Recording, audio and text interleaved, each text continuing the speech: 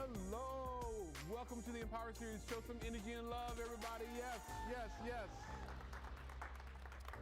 Hey, I want to thank all of you. Jose, I love you, man. Jose makes us look good on social media. I want to welcome our online audience. I want to welcome our audience throughout the United States and around the world. Welcome to the Empower Series Saturday Workshop. And it is a rarity that you got me now, right? Normally you see other people. I was giving you a blessing, but now you got me. So hey, I want to welcome everybody to the Empower Series. We're going to get going. We're a little bit behind on the ideal time that I wanted to start at 10:30, but it's a reminder of who's really in charge, and it's not me. It's all God. It's all God. So welcome to the Empower Series. If you're watching us online, everything that I want to show you here is a link underneath the video. So you've got the content, the people who are here. We grubbed up, we networked, we met some good people. So at some point, if you're in Dallas and you're watching this at home, you got to come next month. But that's okay, because you're watching this now. And if you're not able to watch it, you're tuning in like afterwards, it's on YouTube in perpetuity. So let's get started real quick. My name is Clifton Johnson. I am the founder and the steward of the idea of the Empower Series. And I call myself the steward because we all have ideas. I believe ideas are given to us by God, and then we're asked to be good stewards of them. And at some point, I'm going to pass the baton to somebody else, because we all stand on the shoulders of those who come before us. So I'm making sure my shoulders are strong, and whoever I pass the baton to can take this to a bigger, higher level than I can even imagine. So I want to thank you for your time, and thank you for, oh, my phone's just blowing up here. And thank you for investing in your time here. What we're going to talk about is, well, let me ask, why did you guys come, right? You guys came to find out about credit and different things. Like, is that what you're here for, right? Yeah, get information. I want to make sure you're on the right plane, because basically, we're about to go to determine how we can get wealthy. And if you don't want to join that trip with us, you might be on the wrong plane. So we're going to talk about debt to wealth. And we all have probably experienced some time in our lives where we didn't see the resources that we wanted.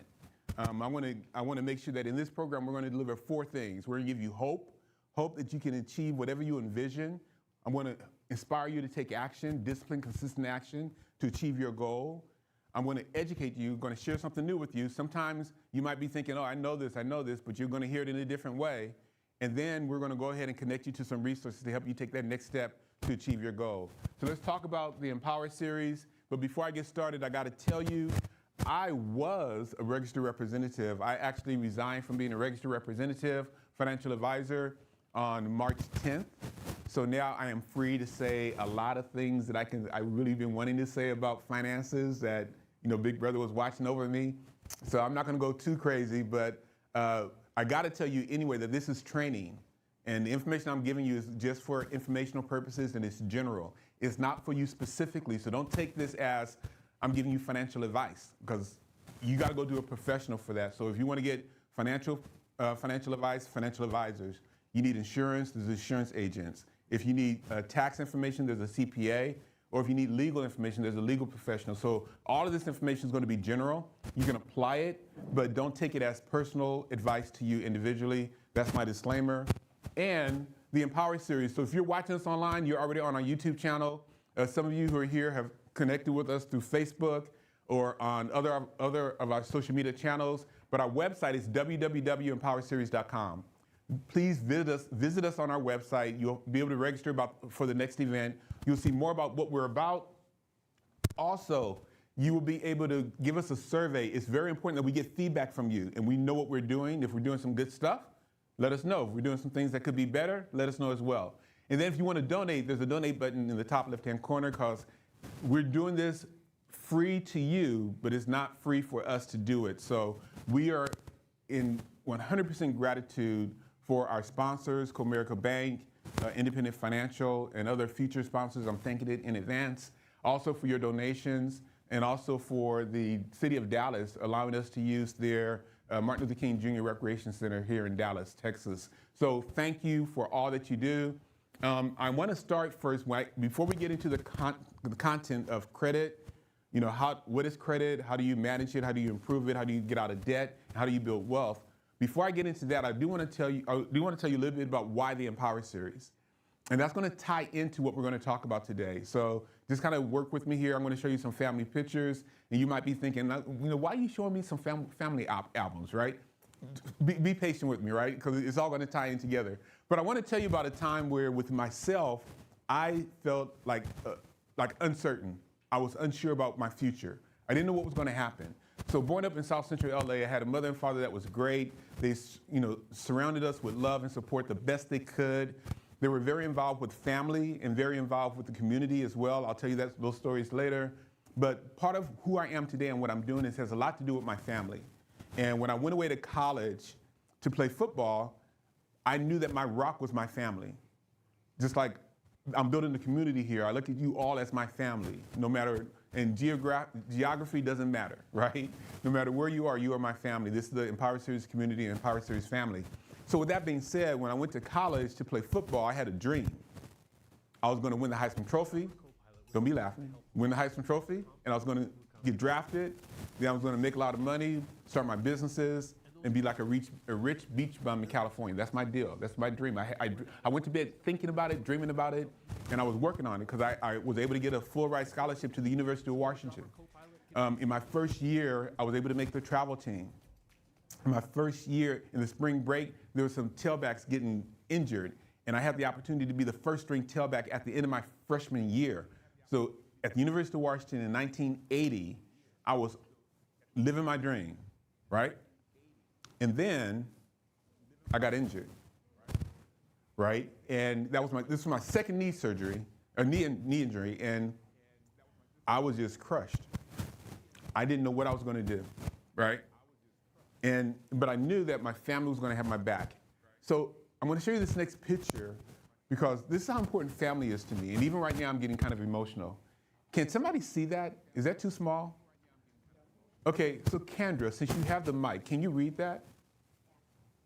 Okay, now, before she reads it, this is a letter that my big brother, because I have a brother and sister, my big brother, Taro, if you guys know and been following the Empower series, he did a podcast in 2019, but he wrote me this letter in 1980.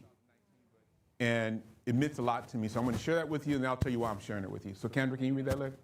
Okay, so dear Clifton, how are you doing? Oh, did I turn it off? There we go.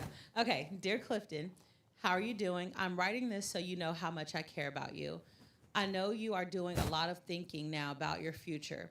I have faith in you and want you to know I stand behind you 100%. You are very dear to me, and your pain is felt by me and hurts very deep. I know you will overcome any obstacles that stand in your way. Strength and love always, your brother, Tyler. Wow. So when I tried to read that to prepare for this, I just started crying. So thank you, Kendra. You're a blessing. I couldn't get through it without you, right? And so that letter meant a lot to me. You can see I actually kept that letter.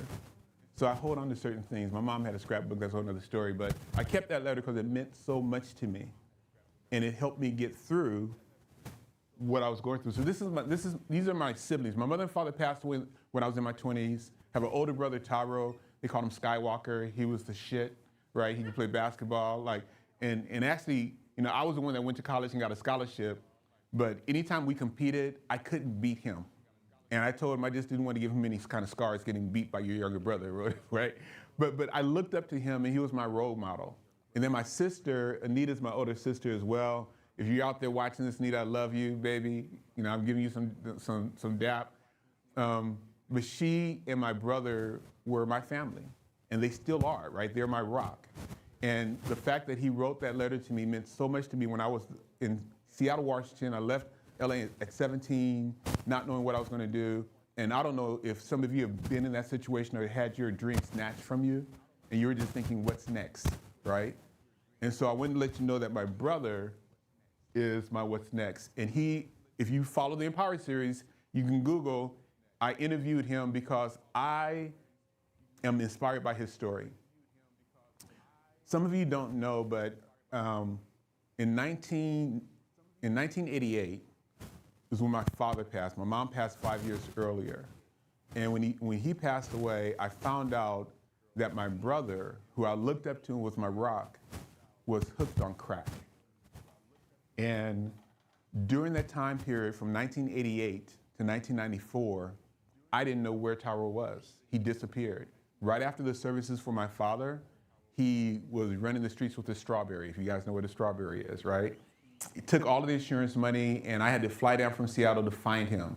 And every time I was in Los Angeles, I would find him, I would take pictures. Even after I found him, right? I would take pictures because he was still living that life. He was lost. And I didn't know if I was going to find him alive or dead. But in 1994, we found him in the hospital almost dead. And it was crazy because I thought he was going to die. At 36, I thought he was going to die, but he was alive. And the funny story is that when I was talking to him about what he's going to do about the future, he had met this biker who shared with him the Serenity Prayer. And the Serenity Prayer, God grant me the strength to, the courage, the serenity to change the things I can, the wisdom to change, not change things, I can't even say it now, right? But you know the Serenity Prayer. So he never heard that prayer before, but when he heard that, it touched his heart. And when I saw him next, he said, hey, I want you to get me this book. I'm going to join Narcotics Anonymous, and I'm done. And I want to get married, and I want to have kids. And I looked at him like he was still high. Like, dude, I thought you stopped doing crack. It's like, no, he was serious. And I said, let's just get you out the hospital, right? And so I don't know if you guys have been in a situation where you had a dream or you had an idea and you told somebody about it and they looked at you like, what you smoking? You crazy, right? That's what I was doing to my brother. And so, long story short, when he said he wanted to get out, I bought him a Dallas Cowboys sweatsuit, and he's a LA fan, LA Lakers, Dodgers, everything. I don't know why I bought him a Dallas Cowboys, because he was coming to Dallas, right? So I bought him a suit. That's our last picture before we left LA, and he came to Dallas with me, and that's my sister in the middle.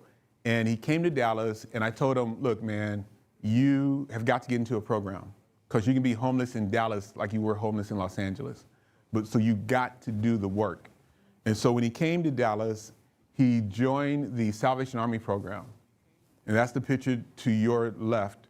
He joined the Salvation Army program and went through their 180-day program to help get over his addiction and, going through counseling, spiritual counseling, and a lot of other programs. And what's interesting here is that he told me a story about how he was in the classroom, and the instructor or the lead counselor was saying, hey, the majority of you will be back here after this program, because you guys are not going to, leave here, then you're going to have a relapse.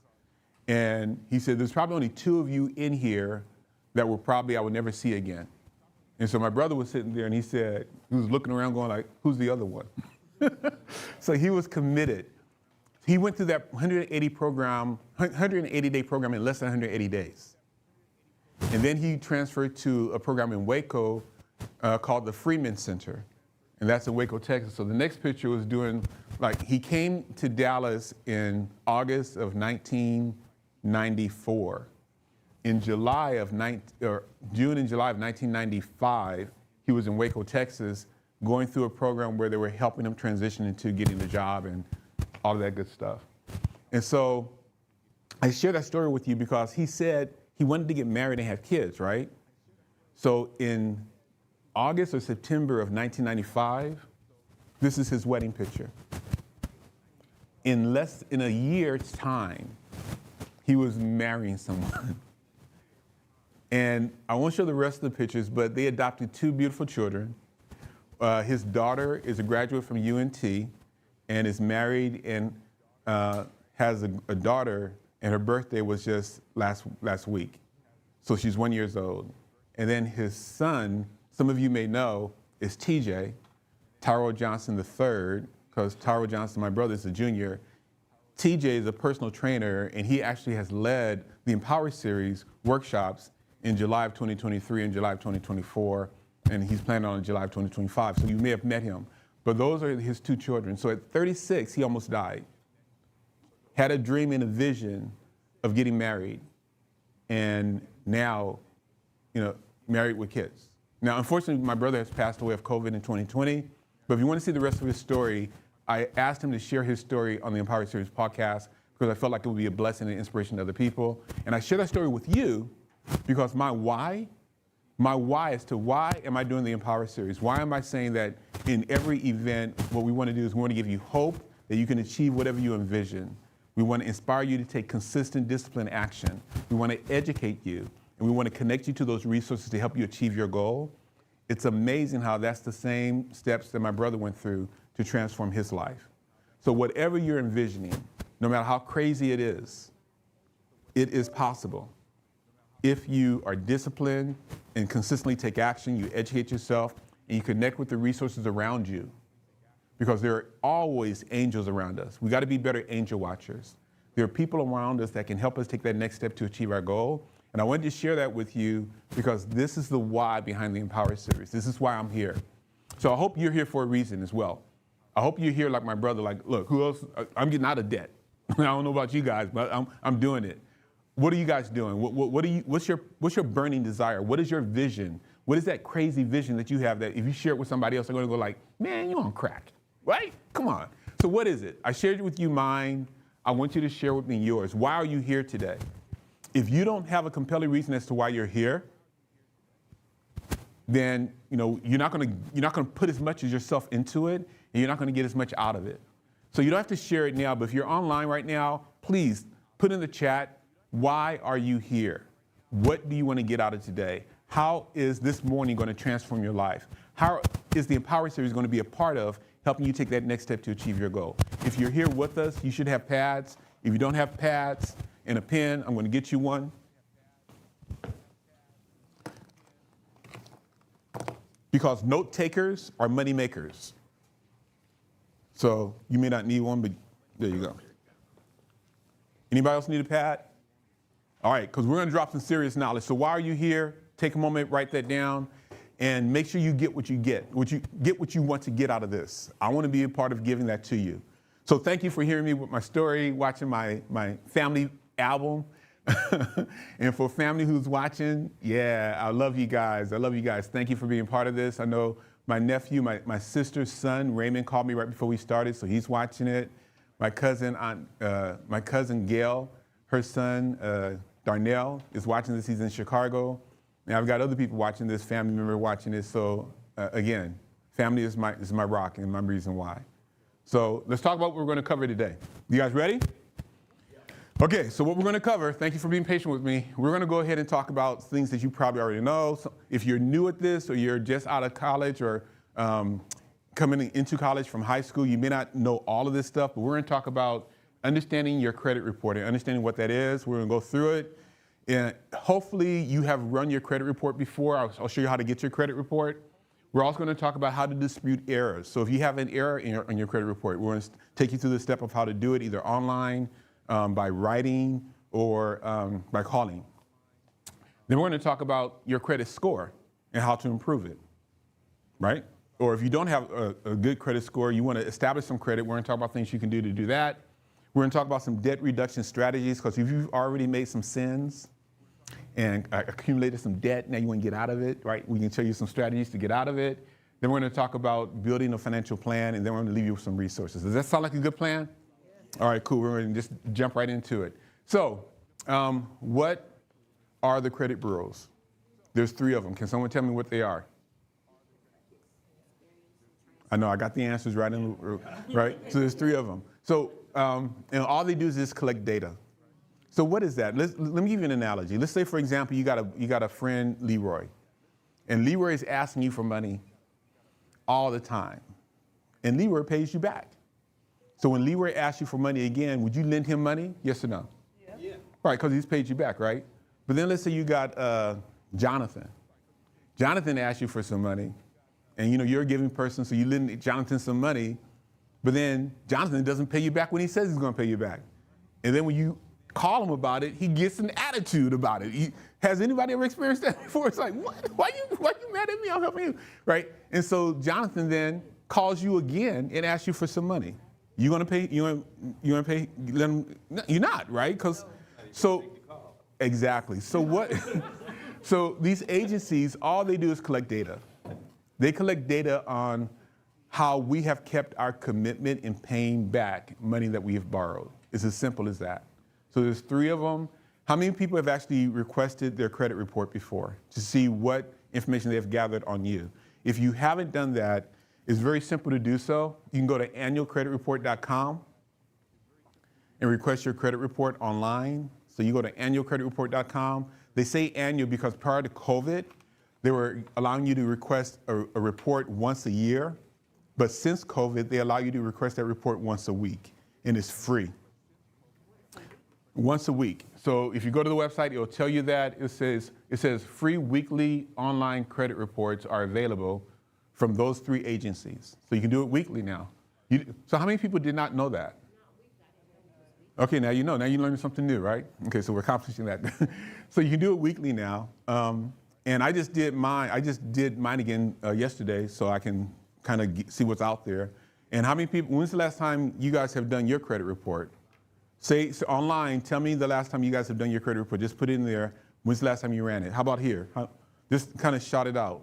Are you like familiar with Credit Karma? Like, is that a good? You can use that. Yeah. Okay. We'll talk about those. So you use Credit Karma? Yeah. Okay. So last week or? Yeah, like all the time. All the like every day, right? Okay. How about anybody else? When's the last? Well, how about this? How many people have requested a report through their 3, agencies? You've done that? Oh, So I have active monitoring and everything now, and so I can request. Okay, we're going to talk about identity theft as well and fraud. So there's been a breach because they got all this data, they got to protect it, and then they're not really protecting it. So, yeah, our stuff is out there. That's another story. Were you going to say something as well? Yeah, I was going to say I did about Around a year ago, right? Every year. So it is important to monitor it. I heard that you have a program that you're looking at monitoring. So LifeLock. So there's other organizations that will monitor your credit report, make it easy for you to get your credit report. But then they offer other services.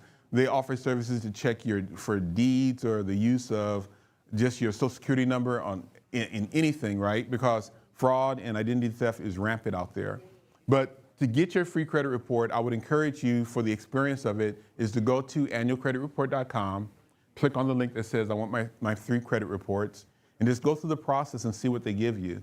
What else? I'll share with you the other things that they allow you to do. Not only will they allow you to look at your credit report online, and then also allow you to dispute online anything that's not correct, but they also give you your rights. They also give you the phone number and the mailing address if you want to do something in paper the old school way. So it's definitely worth looking at. So you can go to annualcreditreport.com. If you don't want to go online, you can always just send them a letter and request it. You can also call them and request it. So there's 3 different ways of getting your credit report if you're not an online savvy person. But it's important for you to do. So what I would encourage you to do as an action is to take that as an action. If you haven't done it, go ahead and do that. That's action number 1.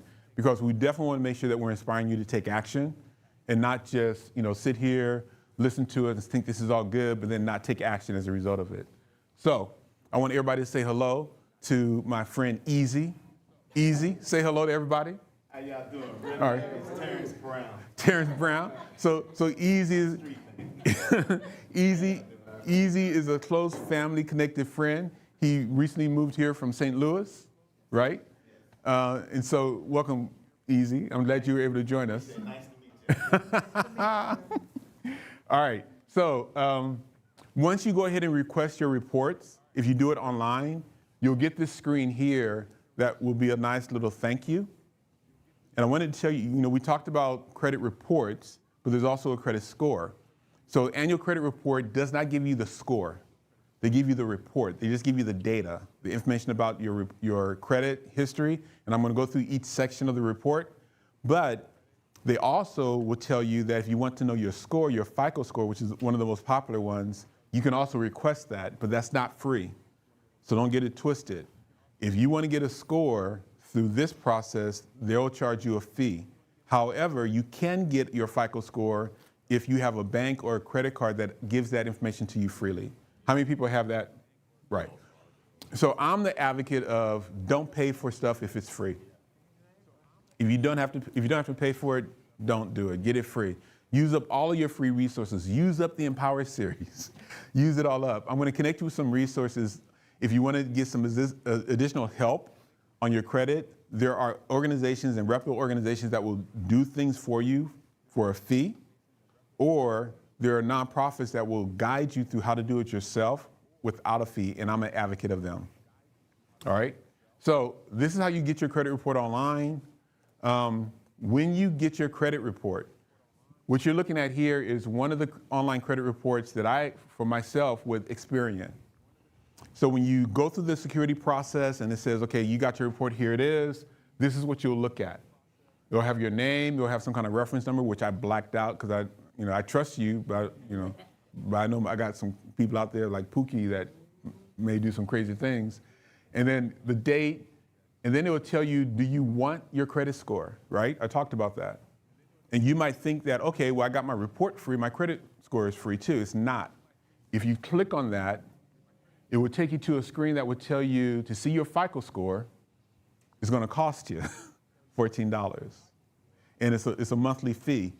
And they'll give you some other services, but I would tell you that whatever score you're going to get from any of these programs is not the score that a lender is going to be using, because they use different mechanisms, different equations.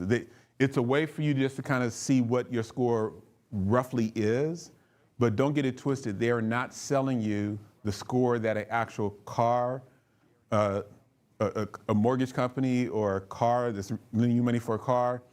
It's not, right? And I would tell you that most of the stuff that I'm telling you comes from my experience as a financial advisor. There are certified credit counselors out there that will be able to give you like more customized advice. And that's where I told you in the very beginning, this is general information based on the thousands of clients that I've had who one of their goals was to get out of debt. And I've worked with them very closely. But there's certified credit counselors that you can schedule with, and I'll give you the resource to connect with that can look at your credit report line by line and give you advice as to what it is, what they're reporting, whether it's good, whether it's bad, if it's bad, how you can fix it, how long it's going to stay on your credit report. And I'm going to encourage you to take one of those actions as a result of our workshop, okay? And as I'm going through this, if you guys have any questions, again, just raise your hand, and for the sake of the online audience, ask for the mic. And I'm going to kind of break. Hey, Jose, are you able to see if there's any chat going on? So can you periodically look at that since I'm not able to watch it? So if there's anybody, if you're online and you have a question or you have a comment, I'm going to ask Jose, who's recording us, to periodically look at that and then be your voice. But feel free to ask any questions. This is not like a one-way seminar. This is a workshop where we're talking and you can ask some specific questions about your situation. So I wanted to make sure that you knew that when you go online to get your free credit report, the credit report is free, but not the credit score, right? Even though it might appear to be. And any questions about that? Gotta get a mic. One of the agencies, like she had mentioned, LifeLock, as a part of the breach that I experienced with the bureaus, they gave me free services, credit monitoring services, and as a part of that, I get free credit score. I don't have to pay for that. Yeah, so good comment. So because things happen where, sometimes there's breaches, and a breach might be, there's some outside access, unprotected access to confidential personal information. When that happens, additional services are provided to you for a period of time, usually a year or 2 years, to help you monitor your credit report, and they'll give you other features as well because they just like my bad. Let me help you out. Let me not only give you reports on a more regular basis, which is free, but let me also give you some additional services like your credit score and other things so that you don't get too upset at us. But there's still there's a class action lawsuit on some of the breaches as well. But that's a good point. If that happens, you can qualify for getting a period of time free credit scores. But hopefully your data is not breached. And if your data is not breached, then you won't get that free offer, okay? So what I'm showing you here now is for every one of the agencies online, I don't know if you can see this, I don't have my glasses on, but they give you contact information. So they want to make it easy for you to contact them. They tell you how you can contact them online. They tell you how you can contact them by phone as well as by mail, because not everybody is, internet savvy, or some people like the old school, like my Aunt Zelma. My Aunt Zelma will still write checks. She's getting into technology and everything, but sometimes it's just good to have a handwritten check and pay for things. So every one of the credit reporting bureaus, Experian, TransUnion, gives you the same information, as well as Equifax. Okay? So what is on a credit report, and what is it? Like I said before, it's just a collection of data. So I have bad eyes. Can you guys read that? Okay, so here's what I want to do. If you can pass the mic I want somebody to read the first piece of what's on the credit report. Who's going to raise their easy? We'll start with easy. I can't see that. Okay, there you go. Because you didn't raise your hand, right? It says consumer information includes personal information such as your name, address, social security number, and date of birth. This information is not used to calculate credit scores. Right. So that's the first. So there's many different parts of a credit report. There's 5 major parts, and so that was the first part, the consumer information. Kendra, stay up. Or can somebody read the next piece of that?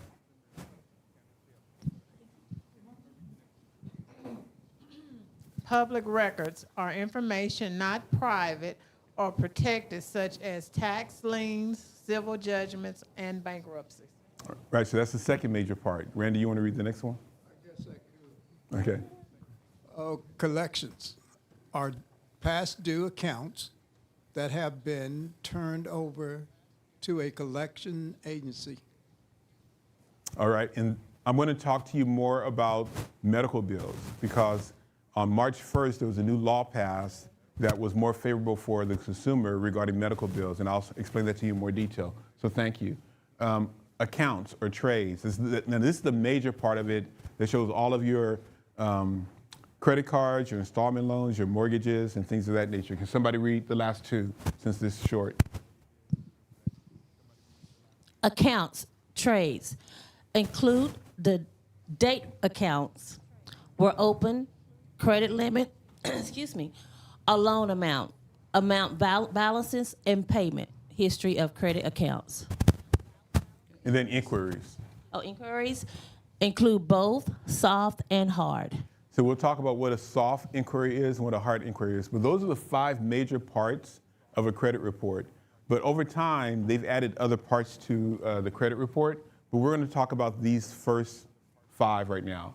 So the consumer information is where you have your basic information, your name, your address, the social security number, date of birth, telephone numbers, and your address, and other addresses that you may have had, as well as there's a section there for personal statements.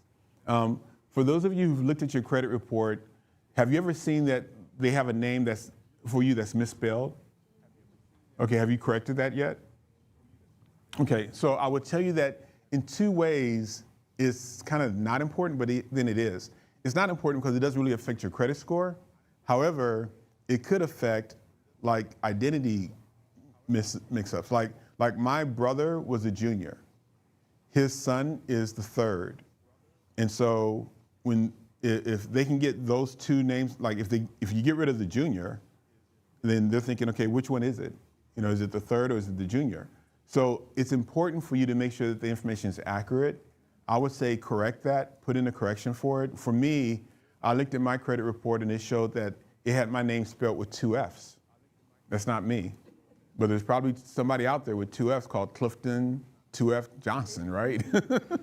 So I want to make sure that's not, I don't get their credit. Now, if they got good credit, they got an 800 credit score, I might want to change that. But just to make sure, this is a section that you can look at. If there's anything that's wrong, go ahead and fix it. Are there any questions about this section? Yeah. You got to get the mic. Yeah, got to get the mic so the online audience can hear your wisdom. My wisdom, I am a lender. So for those of you that did not know that, I've done it for 30 years plus. What you didn't add when you brought up junior, we made mistakes, and we got the credit report for junior versus senior, but the loan's been made to the senior. So you also need to make sure that is correct. Yeah, so thank you for adding that. So from someone who's been doing this for, you said 30 years? Over 30 years, right? So from a lender directly. So that's consumer information, your personal information, make sure it's correct. The second part is what's called public records. Those are things that are not private, so tax liens, judgments, bankruptcies. If you have any of those, it's going to be on your credit report. Depending on what they are, they could last 7 years. Depending on the type of bankruptcy, it could be 7 or 10 years. And so that's the section where it'll have the source, docket number, the amount of the loan, or any of the information that was part of the filing. A tax lien is if someone puts a lien on your property. Let's say it's a real estate, it's a home, and a bill wasn't paid or taxes wasn't paid, then that entity can put a lien on your home, which means that if you sell your home, then before you get your money, they're going to get their money, basically. All right, so that's this section. Any questions about public records? Pretty straightforward. And then collections, this is a hot area because prior to March 1st, there was some concerns about collection agencies. If you do not pay as agreed and the company has exhausted all of their efforts to try to get their money from you, they're going to say, hey, I'm going to charge this off, but I'm going to give it to this other person who's going to call you and bother you and badger you, and I'll give them half of what they collect because right now I'm not getting anything, right? And so we have either heard or been a part of those collection calls. If that's the case, you know what's on this report. So anything that's gone to collections is because of that. Now, what's hot about this area is that there's been a major change when it comes to medical bills. There's some thought that, if you got a medical bill and because of whatever reason, financial stress or whatever, you can't pay it, that shouldn't be looked at as being negative and it shouldn't count bad on your credit report. So what they've done is they've made some changes that's pretty positive for any medical bill that is under $500. So the first change is that any bill that is under $500 that you have not paid that is going to a collection agency will not appear on your credit report. That's cool, right? And then also, if you have paid a medical bill that has gone to collection, they're supposed to now remove it. And before, if you had a bill go to collections, and let's say you paid it off, it could stay out there for 7 years. Now they're saying if it's a medical bill, regardless of the amount, so even if it's $3,000 or whatever, you were able to pay that bill off, it's going to be immediately removed from your credit report, right? But anything under 500 is not going to be there, and it's going to be removed, right? And also going forward, there's a 12-month grace period, which means that if for some reason you're not able to pay your medical bill and they have sent it to collection, they are not going to put that on your credit report. They can't put it on your credit report if it's under 500, but if it is over 500, then they're not going to put it on there for at least 12 months to give you time to take care of it. So that's the other thing. That all happened on March 1st, and that's great. So what that means is that if you haven't run your credit report lately to see if you have any collections, you probably need to run your credit report. And if you have any collections that are medical bills, you may want to make sure that if it's under 500, then that is immediately removed. Unfortunately, if it's any collection that is above $500, that's still going to be on your credit report, all right, if it's in collections. But when you pay it off, then it's going to be immediately removed. It's not going to be if you're able to pay that bill off. It's going to stay on your credit report for 7 years if it's a medical bill. So those are some of the major changes when it comes to medical bills. Are there any questions on that? Yeah. So are the collections that aren't paid dropped off in 7 or 8 years like normal, or do they just stay on forever and ever and ever? Are you talking about for non-medical bill collections? Yes. Yeah, so for non-medical bill collections, they can stay out there for 7 years. And you really, in my opinion, I really think that you should, and I'm going to give you the contact information for this, you should call a certified credit counselor and look at your specific bills, if you have any collections out there, to ask, what should I do with this old bill? Because I'm not going to advocate for you not to pay off your debt. However, you need to know the consequences of it. So if you have a collection bill out there, and it's been out there, let's say, for 6 years, and it's scheduled to drop off in 7, and you do something that creates an activity, that can restart the 7-year clock. And so to really make sure that you're getting specific advice for your situation, if you are in that situation, I would encourage you to contact, so my referral is Money Management International. That information is in the slide deck. I'll tell you that when we get to it at the very end. But they have a 24-hour, 7-day-a-week number that you can call and talk to a certified credit counselor about reviewing your credit report, as well as just getting some solutions. If you have so much debt that you can't keep up with your minimum payments, they have some options for you, a debt repayment plan to help you get out of debt in a way that is going to be more efficient, because they have relationships with creditors that can reduce the interest rate.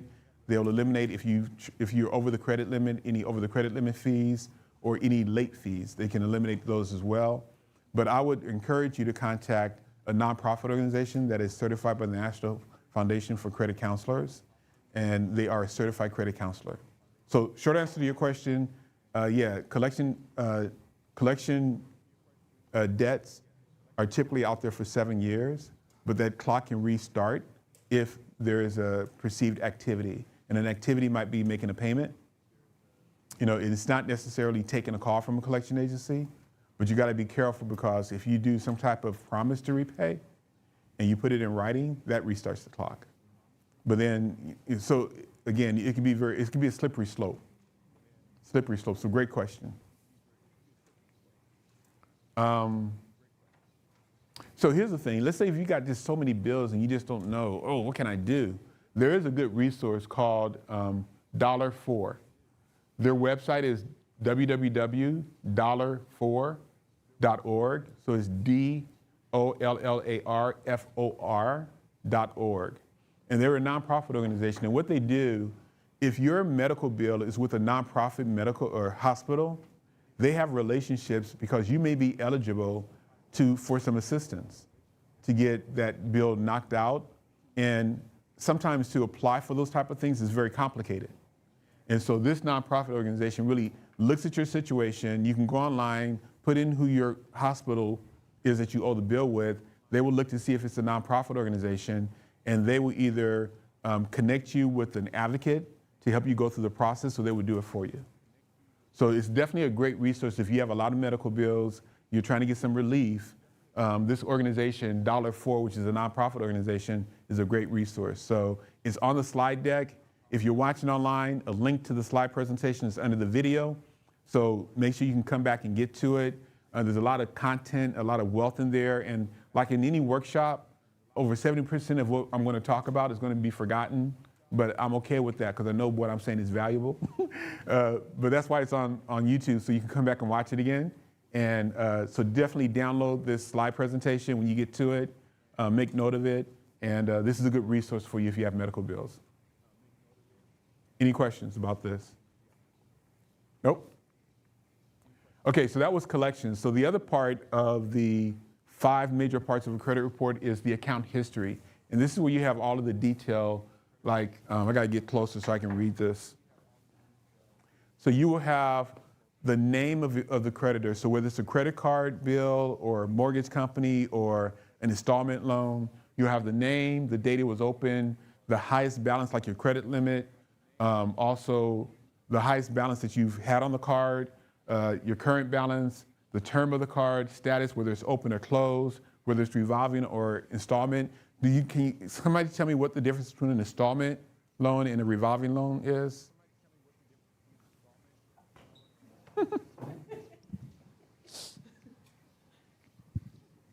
Okay, revolving credit is that you have an open account. Usually have a limit on them, but you can keep borrowing up as you pay it down. You can go back and increase increase the amount you borrow, but you can't exceed that limit. Okay, an installment account is like your mortgage. You make a consistent payment every month at the same time, usually the first of the month, or you may have a car loan, which pays off at some maturity date or whatever it's been structured up front. Yeah. So Would a credit card be like a revolving? Would that yeah. fall So a under credit that? card is revolving, or sometimes line of credits are revolving as well. But your examples of a car note, a mortgage, those are installment loans, or you can get a personal loan. And a personal loan can be an installment loan because you borrow $50,000, you pay that down over time, but just because you're paying it down, let's say you owe $40,000 on an initial $50,000 loan, that doesn't mean you can borrow $10 more thousand. It's an installment loan. You got anybody else? Okay, good. So this is where you have a lot of information. Then you have your payment history. So every month, your credit card company or installment company or mortgage company is reporting to one of these three credit reporting bureaus, and they're saying, did you pay on time? That's what the OKs are, or the green on your report is. Or did you pay late? That's when it's red. Did you pay 30 days late, 60 days late, 90 days late, or did we charge it off because you just like not showing us any love, right? So that's usually in red, and that's a negative impact on your credit report and credit score, and I'll show you how later. What's important to know is that, let's say, for example, your credit card payment is due on the 5th of every month.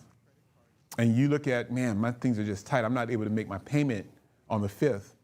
And so you're thinking, okay, I'm going to be late. And you just go ahead and make that payment on the 5th of the following month. Then that payment is 30 days late. But if you can make that payment on the 25th, then you can make that payment and you're not 30 days late. So whenever you're able to make a payment or catch up on a payment, if you're past a due date and it's before 30 days, go ahead and pay that bill because it will not be reported as 30 days late. It's only reported as 30 days late if you wait until the next month, right? And so let's look at the mortgage payment. So mortgage payment usually is due on the 1st.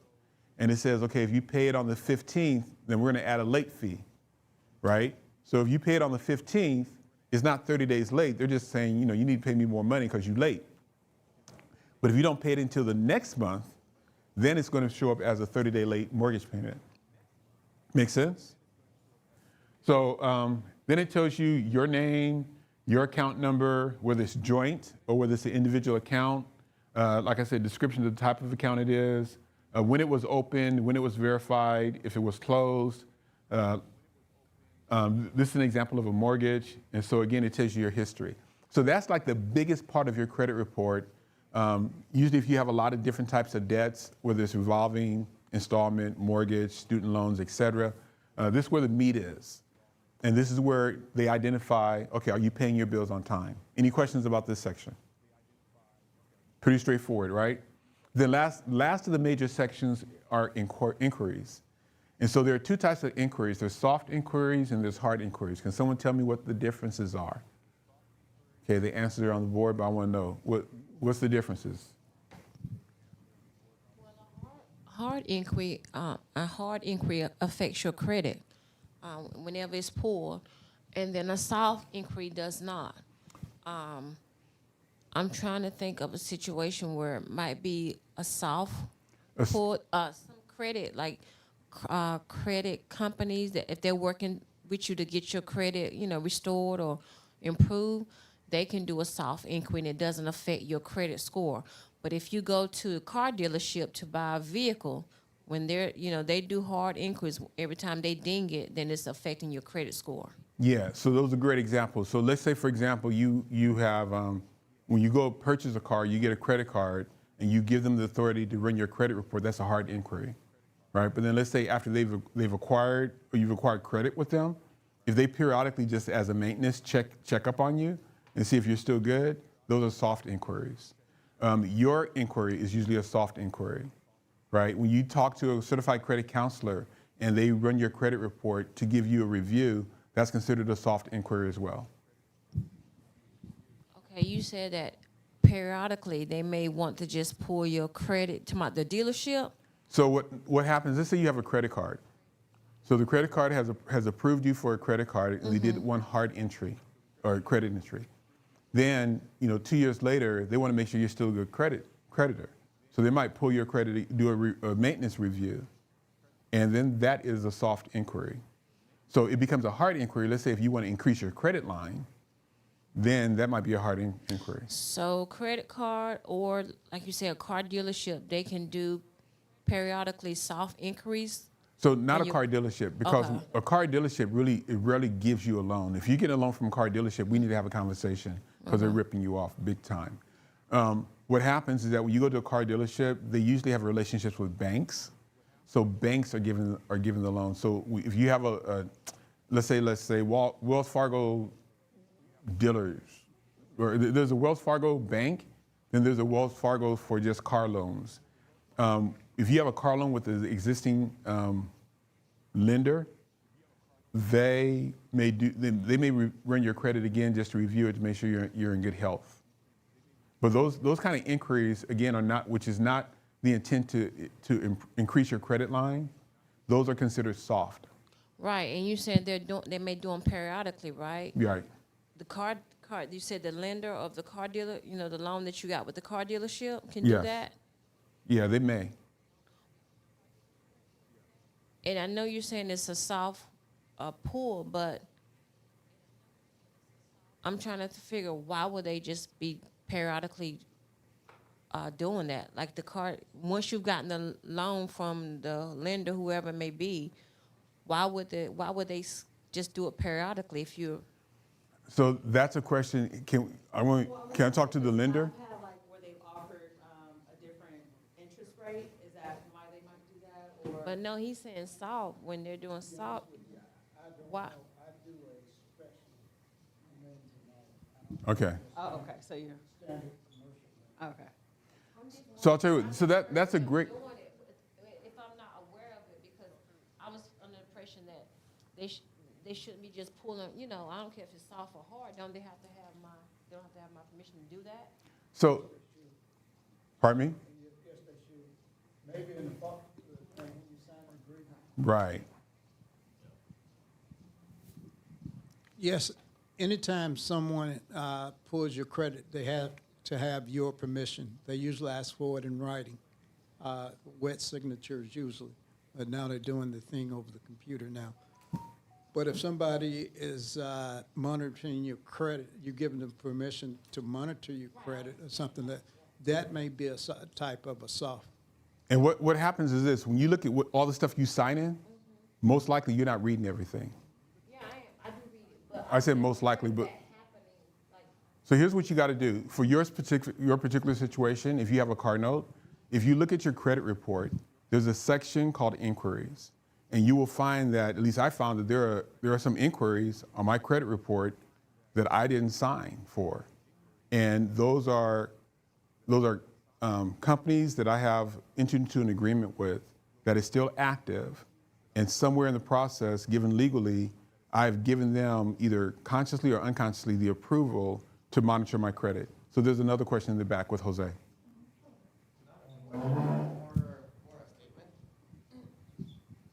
What a lot of people don't realize is, so like whenever you sign up for things kind of like Credit Karma, I have that. I ended up having to lock my credit because somebody got a hold of one of the mail offers that come in. So periodically I just get on there, check my credit.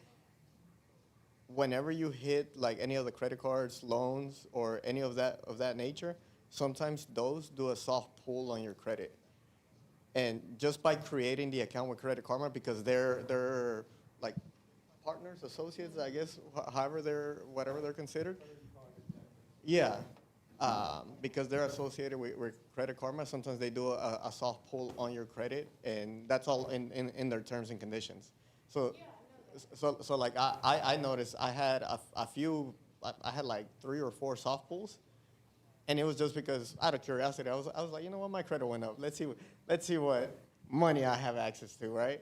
So I would just for curiosity look at the loans and stuff, and I started noticing that every time I would do that, sometimes I would get a soft pull. Yeah, I'm aware of that. And so this is it.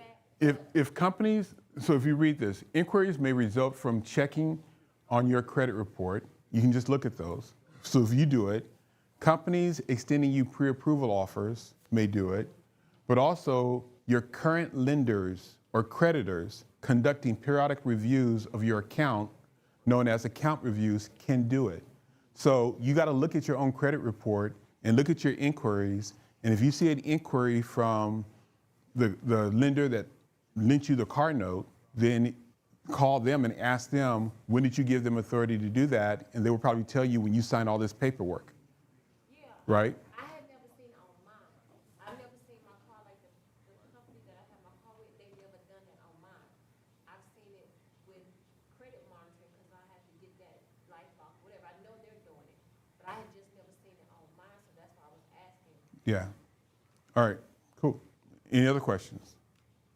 So with all Use the the mic. changes, with all the changes that's going on, what would be the best way for a person to build their credit?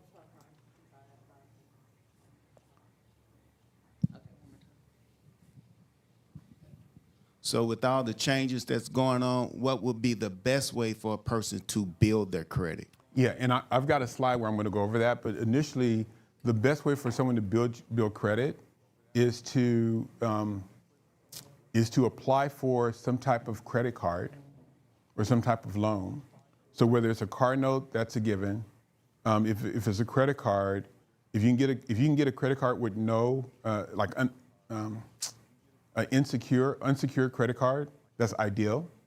But let's say if you applied and you have no credit and they will not offer you an unsecured credit card, then you can get a secured credit card. And a secured credit card usually means that you make some type of deposit of a dollar amount at a financial institution, and then they'll give you credit up to that amount of your deposit. And then make small charges on the credit card and pay it off. Don't charge more than 30% of your credit limit, and just consistently pay it off. I would not recommend that you carry a balance on that card, because if you carry a balance, you'll be incurring interest. And so just you creating history of you making payments on time, that will be the best way of doing that. And then secondly, it will be making sure that you don't charge more than 30% of your available credit. Those two areas are the biggest areas that impacts your credit. And then there's some more steps, but it's later on in the presentation. Okay? So you get no gains for debit cards? No, debit cards is just like a bank transaction card, no. Now, there's some other non-traditional ways that people can build credit, and we'll talk about those things later. Like if you're paying your rent on time, or you're paying certain utility bills on time, but those are exceptions. Those are not normal ways of building credit, but they've been used because some people are not able to get the traditional credit cards. Another question?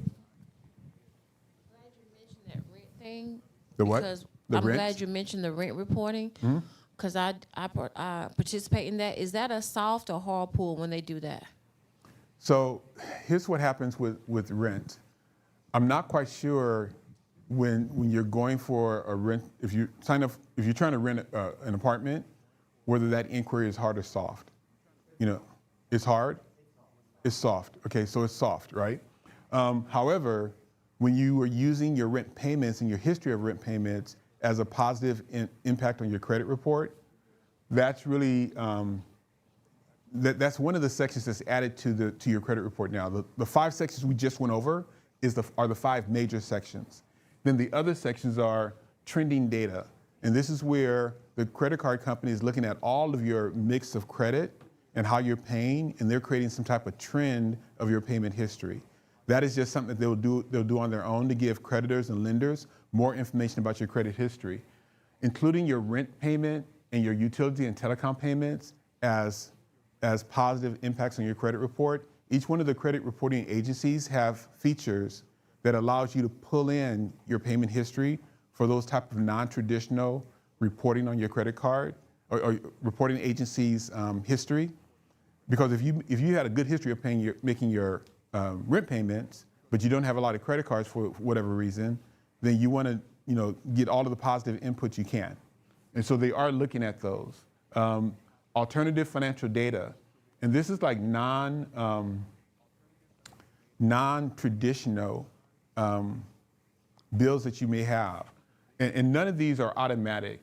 So you got consumer statements where if you feel like something's on your credit report that is not positive, or you feel like you have an explanation, Like what had happened was you would have put that on your credit report, you can say that. And sometimes lenders may consider that, they may or may not. But every lender is going to use their own criteria to determine whether you're credit worthy. And so these are the other sections that are looked at sometimes if you are not able to have a very positive, traditional payment history, or you have used up the majority of your credit, and they look at those things and they say, okay, what's the likelihood of you being late on a bill? They also look at your mix of credits. They look at the different types of credit that you've been approved for, whether it's a mortgage, whether it's a car loan, whether it's a credit card or an installment loan, or even a student loan, right? They look at that mix as well. So those are the different parts of the credit report. And if you see errors on your credit report, this is the section where we're going to talk about how do you fix it. So you got to file a dispute. If you see something in any one of the sections that is not correct, you can file a dispute either online. If you're looking at your report online, there's links that will tell you easily, hey, click on this link and fill out this form. You'll capture all of the necessary information to dispute your actual piece of information that's not correct. Or you can put all of that stuff in a letter with documentation and mail it in, or you can do it over a phone call. So what happens when you do a dispute, a credit reporting agency has 30 days to resolve it or to reply to you. And they're going to do their research to see if it's justified. If they don't reply within 30 days, it will be removed. But if it's correct, and they were just late getting back with you, then eventually it'll be added back. So there are organizations that will help you dispute charges. How many people have heard about those organizations before? How many people have used them? Okay. What has been your experience in using those organizations? Where's the mic? Kendra. What has been your experience in using those organizations that you've used to kind of help improve your credit report? Mine have been very positive. Okay. Because when they send you, when they dispute it, and then you have to make sure you get all the documentation into them in a timely fashion, and they've been on it. I mean, to get that stuff removed. I haven't had any bad experience with that. Money management was one, because you brought them in to work with, and then I worked with another one, nonprofit one as well. So all of my experiences have been positive. But you yourself have to be diligent, and when you get your mail, opening it, go ahead and get the documents to them and do what you need to do, upload them to them, whatever, because that, a lot of times that makes the difference. Because like you said, the credit bureaus have a certain amount of time to do this, and you have to make sure that you get the documents to them so they can, dispute or send a rebuttal, whatever they need to do. Okay, so I want to clarify too. You using a nonprofit organization is what I would recommend. You using Money Management International is great, but they didn't do it for you, right? So you used them and they kind of told you what needed to be done and you did it. That's what I would recommend for everybody, because that is free, right? If there's organizations that will charge you to do that information, to do that work for you. And my preference is that if you can do something for free, or you can pay somebody to do it, and you already have an issue with debt possibly, why would you pay? Some people pay. There's some reputable companies out there, but I would never recommend that you pay for something that you can do for free and you can do yourself and learn from it. And Money Management International is the organization that I would recommend, because they will educate you and not do it for you, but make sure that you're doing everything that you need to do. Were you going to say something, Kendra? Oh, yeah, I saw this online. Veronica Jones has just said that she has and does and has very positive results, better credit score. Yeah, so Veronica Jones, hey, thank you for joining us from Florida, right? So yeah, great. Thank you for adding your comments. And again, there are multiple companies out there that would do these things for you. They're reputable. My recommendation will always be a nonprofit organization. It will always be an organization that would not charge you to do that kind of work. They will educate you and empower you to do it yourself. Now, as I said before, if the information is correct and they haven't replied in 30 days, they may move it off your credit report. Your credit score will bump, but then as soon as they add it back on, then your credit score will go back down. So ideally, we talk a lot about credit scores, and I want to get it confused. At the end of the day, the credit score is an end result. It's a reflection of how well you have performed historically. In the Empower series, we really want to make sure that you are practicing going forward sound money management principles. And if you do that over time, your credit score will eventually be improved, right? So anything that you're trying to do to do a quick fix is not a long-term solution. So a quick fix usually with some companies that's going to dispute a ton of different charges, whether they're accurate or not, to give you a credit score boost so that you can apply for something quickly. And then after you apply and get approved, then your credit score goes back down. I would just not recommend that as a financial consultant or coach, right? I would recommend that you look at your situation and practice and implement budgeting and constraints to use credit wisely. Now, if you're going to mail it in, then there's a process to make sure that you have things very complete. So here are the different ways you can dispute. You can call, use the internet, or use the mail for each one of the 3 credit reporting agencies. If you're going to use the mail, then this is the format. There's 3 slides in the presentation that tells you how to address who you're sending it to, the credit reporting agency name, the subject line, and then the body of the email should include this. It should include what you're disputing, the name of the account number, the item you're disputing, and an explanation of what that is. And you should have documentation for your case, because if you don't, then they're not going to take it. And then number 2, they're going to go back and look, do they have authorization for the charge, your creditor? Now, you can also contact the creditor, but then that's a mess. You go directly to the source. If you go to the creditor, then it's like that's another mix. Sometimes if it's a fraud situation, they may ask you to go to the creditor first. But in this regard, if something is not correct on the report, go directly to the credit reporting agency. And then you also should know this. Every credit reporting agency doesn't report on the same thing, because every creditor does not report to every agency. They may use one versus the other. So that's why it's important for you to look at every report to make sure, it's correct overall. And then what's important is that for you to include your documentation. So what's your documentation for disputing this? Make sure that it's accurate, it's complete, and that's if you go through the mail route. Okay, any questions about disputing charges? Nope. Now, credit score. Can someone tell me what a credit score is? What is a credit score?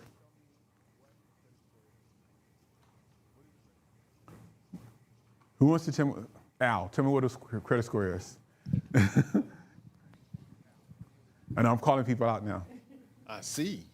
I think the credit score calculates how it does like a mathematical calculation of how well you've been paying your credit on time, mixed in with also how much available credit you have. And I think there's a calculation they use to do that. And then ultimately it gives the lender a risk of how much risk you are to lend to you. I think that's what the credit score comes in. All it is a numerical representation of your credit worthiness, of the history of you paying back your debts.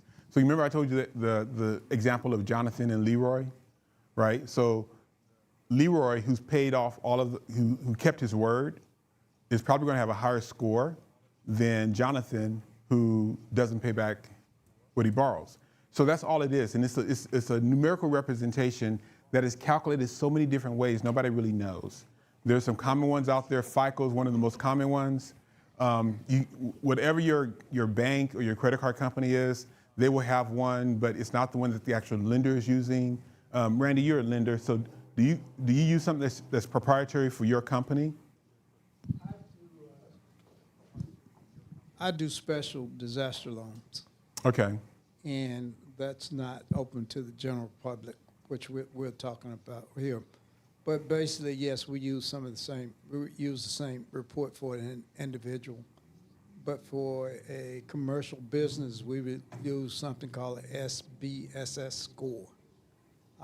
That's a little bit different, but it is a tool that we use to get a reading or a quick estimate to assert or to determine your credit worthiness. Yeah. So thank you for sharing that. So the point is, whatever score you're paying for at Credit Karma or your bank or your credit card is not the actual same mechanism or score that your lending entity is using. But it gives you an idea of what your credit score is based on your history. So the most common one is FICO. So FICO ranges from 300 being the lowest of the poorest score to 850, which is exceptional. And you can be anywhere in between. But I will tell you that you are not your credit score. Can you tell me? I want you to say this. Everybody say, I am not my credit score. Thank you. You're not your credit score, right? It is just, it's just a real. Say what? And this is where this is where I want you to fight back. Say, no, I'm not my credit score, right? Like I'm in that fight with you. You know, because at the end of the day, your credit score just reflects a number of your it reflects a number of your historical history of paying back loans, but it doesn't tell you the rest of the story. You know, they talk about the 3 C's, like your character. You know, you can make an assumption about a character of somebody who just say they got laid off and their circumstances changes. So I would never want you to identify yourself by your credit score, even though it is a reflection of your historical repayment of debt. Right. Yeah. That's what I was going to say too, because it does not show all of life, you know, storms that you've endured. Like you said, layoff, COVID, people, all of this, bankruptcies and things, medical, like, you know, people who were hospitalized and their credit was affected by it. It just doesn't show all of that. And I would tell you that if you have somebody who doesn't use debt, they may not have a credit score at all. That's exactly what I wanted to say, because the credit score doesn't take into effect assets. Let's say you got $1 million in the bank, but you never use credit. Well, I consider you probably a pretty good credit risk if I was lending you money, and you could show me that, but that's not it's not in the credit score. Exactly. So this is what the credit score is. I want to tell you what it is. We're going to move on to how you can improve your credit score. But let's say if we're using this right now, this is how that credit score is this is the model. The things that impact it, the 2 major things that impacts it is your credit payment history and how much have you used. So your credit payment history is how long have you been paying your bills on time? And the negative draws is if you're 30, 60, or 90 days late. So the biggest thing you can do is pay your bills on time, all the time, every time. So pay your bills on time, all the time, every time. With that, with what he says, say you have someone who has millions Yeah. and they don't use credit. Right. They don't have to, like you said. So then, to me, like, I see that as a positive, like you were saying, that my credit doesn't find me because they have money. They don't have to use credit. So it's not to me, it's not a negative. They don't have to use it. You know, they pay cash or whatever. So, I mean, how do you see that? Like, you see it as a positive also? I see that at some times, right? So here's what happens. If you have the option of using cash and you want to use now someone else's money, because sometimes it makes sense to do that, to leverage yourself, and you're being rejected because you don't have a credit history because you've always used cash, then that's where it goes to where there's other things that people look at. That's where relationships are important. So if you're talking to somebody who doesn't know you and they're just making the decision based on these numbers, you're less likely to get a loan.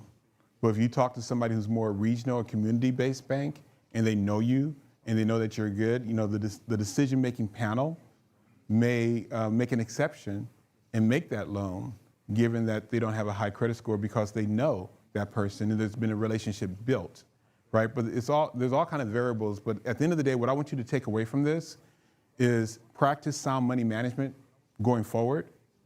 And number 2, start building relationships now with local bankers and with other professionals so that if you are in a situation where you want to borrow money, you're not going to be looked at as a number. They'll look at you more as a human being, as a person, and they'll probably make some exceptions. What are you going to say, Randy? I just wanted to say amen. What you just stated is so true. I don't know you. I get applications from all over the nation and some of the islands and the U.S. territories. So I've never met you. I don't know if you're telling the truth. It's cash up, but the credit score is just a tool we use since we don't know you. But if you have the ability to use cash, continue to use cash. But you may want to, put your utility bills on a credit card or something like that, and then just pay off, and you can collect the points from it. I do that. Other things that we consider in the credit score is if you open up 4 or 5 credit cards and then you decide to shut them down, cancel a couple of credit cards, that impacts your credit score also. So there's a number of items that impact your credit score, but as I say, amen, you're saying good money management practices is the best thing you can do. Just make sure you pay your bills on time. Yeah, yeah. And as you move the mic over here, it goes back to this. As a financial advisor, I'm never an advocate of a quick fix, right? It's like, it is what it is. The past is the past. You may look at your credit report and find that there's no errors. So it is what it is. But starting today, you can start doing a couple of things: paying your bills on time, every day, all the time. Number 2, if you have any lines of credit and you're above 30% of utilization of that line of credit, doing something, if you want to target those, to get those debts below 30%. That affects 30% of your credit score. And then, as Randy was saying, your length of history. So it's not always the best thing to do to cancel a credit card that you're not using. If it's one of the longest credit cards you've had, you might want to charge something on it and pay it off so that it stays active. Don't incur interest, but don't just close it, because that can have a negative impact on your credit score. So just those 3 things, we're talking about that's 65, 70, 80% of your score is based on just those 3 things. The other 2 is your mix of credit and new credit, and we'll talk about those later. So again, it goes back to practice sound money management principles going forward. The past is the past.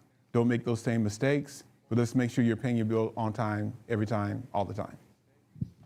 One comment, and I was looking ahead in the slide deck.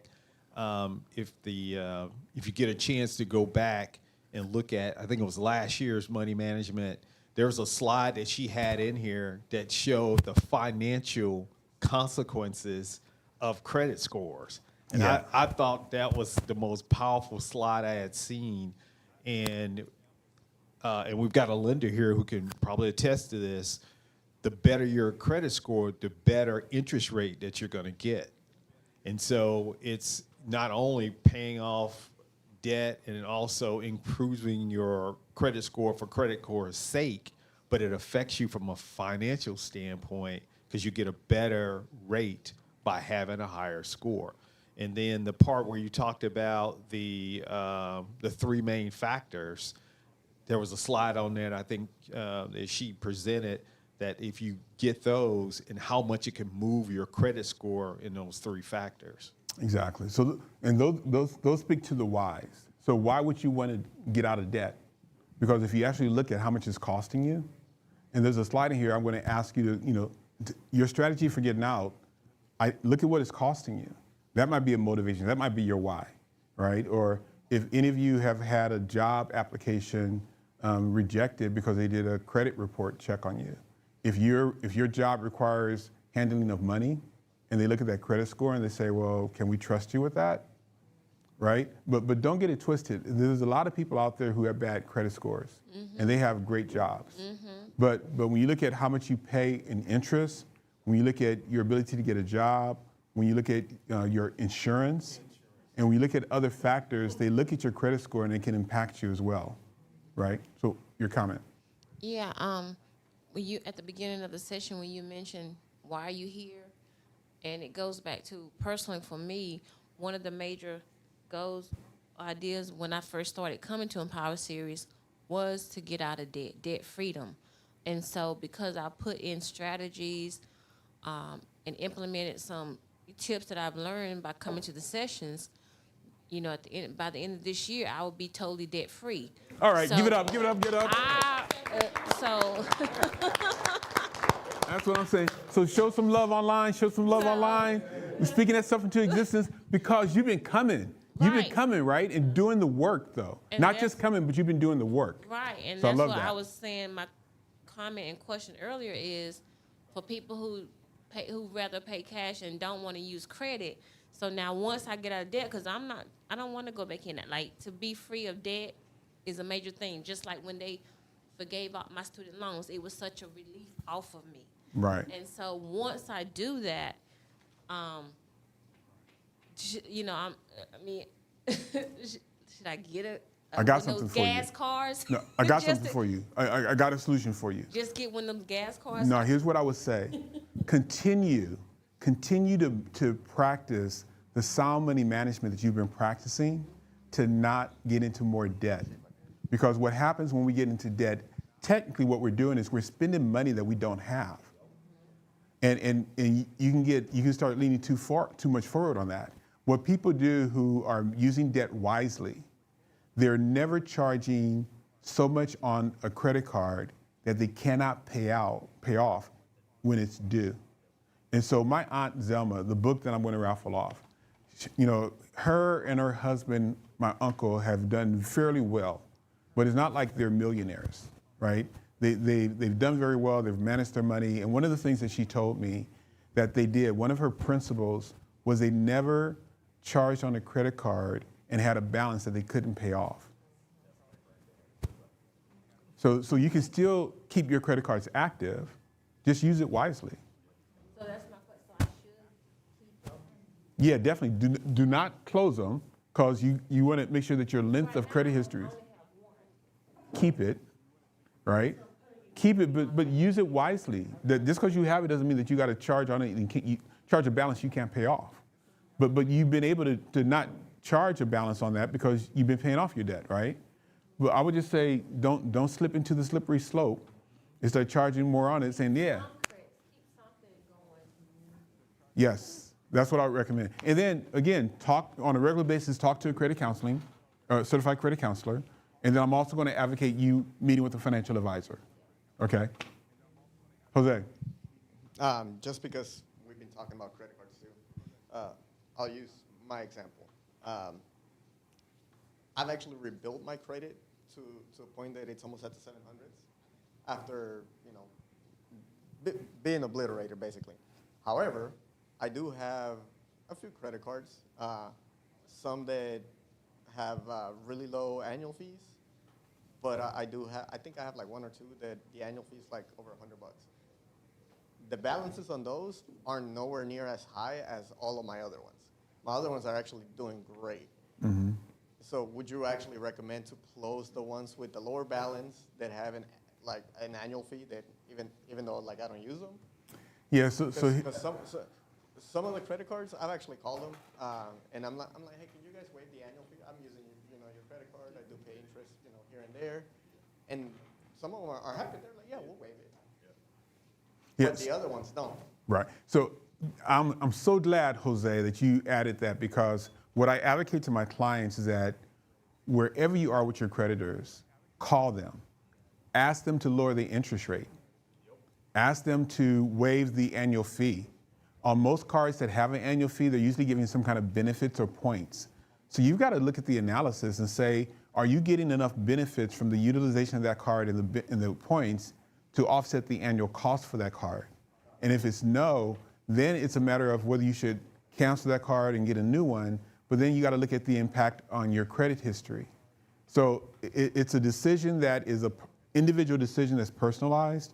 If you could wave a magic wand, it would be great to have credit cards that have no annual fee, right? Usually with your banks, your financial institutions, they're out there. But again, it goes back to people have credit cards with annual fees because there's some like points or discounts that are being given. And at the end of the day, you got to realize that you're not going to be given more than what they're getting. So they won't be in business if they are giving you more than what they're charging you, or you know what I'm saying? So be cognizant about that. Everybody's personal. So one example is that if you have a credit card that has an annual fee, but you're using it for points for miles, and you're putting every bill on there that you would normally pay off in a month, then it's almost like, okay, hopefully the benefits and the points that you're getting and the discounts on flights and other things are worth the $100 or $200 that you're paying for the annual fee. And so that has to be looked at individually. If you were my client, I would be looking at you individually and saying, okay, show me the numbers. But there's no cookie cut answer. That's what I'm getting at. Does that make sense? Okay, Randy? Oh, I'm sorry, Izzy, I said that.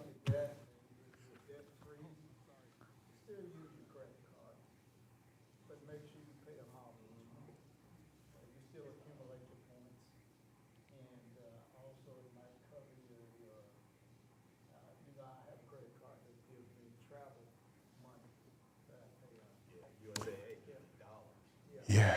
So I have USAA card, but there's no annual fee on the one that I'm using. Right. Right. Use them wisely, and don't carry a balance on them, because you don't have to carry a balance. So paying on your credit card and paying it off so you don't have a balance is valuable. And you're not getting taken advantage of, because if you're not paying off your balance, ultimately you're paying more for everything you're charging on the credit card. Yeah. She's never charged more. She's never had a balance on a credit card that they couldn't pay off at the end of the month. And so the number one decision, so we talked about writing a book on Zema, I'm still thinking about it. So the 10 things, and the first thing she said is to pick right. So pick your spouse correctly. And so she said they have agreed on over 90% of their decisions, and one of the decisions is not charging more on the credit card than they can pay off at the end of the month. Yes? So I have a question. I am consumer debt free, but if I don't use my credit card, do they automatically cut them off? Do they automatically close them? So they do this. You might get a letter saying that there's been no activity on this credit card for a period of time, so if you want to keep it, make a purchase. And that's where it comes to where using your credit card periodically just to pay a bill to keep it active and not have it automatically closed and have a negative impact on your credit report is worth considering. Yeah, if they close it, that closing of a credit card that you've had for a long time could impact your credit score up to 15%, given the length of history is a factor. Yeah, me and my wife, we have a Discover card, which we never use. And every couple of years, I'll get a letter from Discover to remind me, because we never put anything on there, and I'll go get some gas and then immediately pay it off. And you got to realize the way they make money, they charge merchants for the acceptance of credit cards because it makes it easy. And then they also charge consumers for the interest. And so if you have a credit card that you're not using, then they're not making, their two main revenue streams, like, are we in a relationship? You know, are we dating? Are we, like, what's up? So that's just their way of checking in and saying, hey, are we still good? Use us. Use us so we can get some money off of you. Huh? Credit limit, yeah, we'll talk about that. So any bill that you have on auto pay, anything that any credit card I have that collects points, I move those payments to a credit card.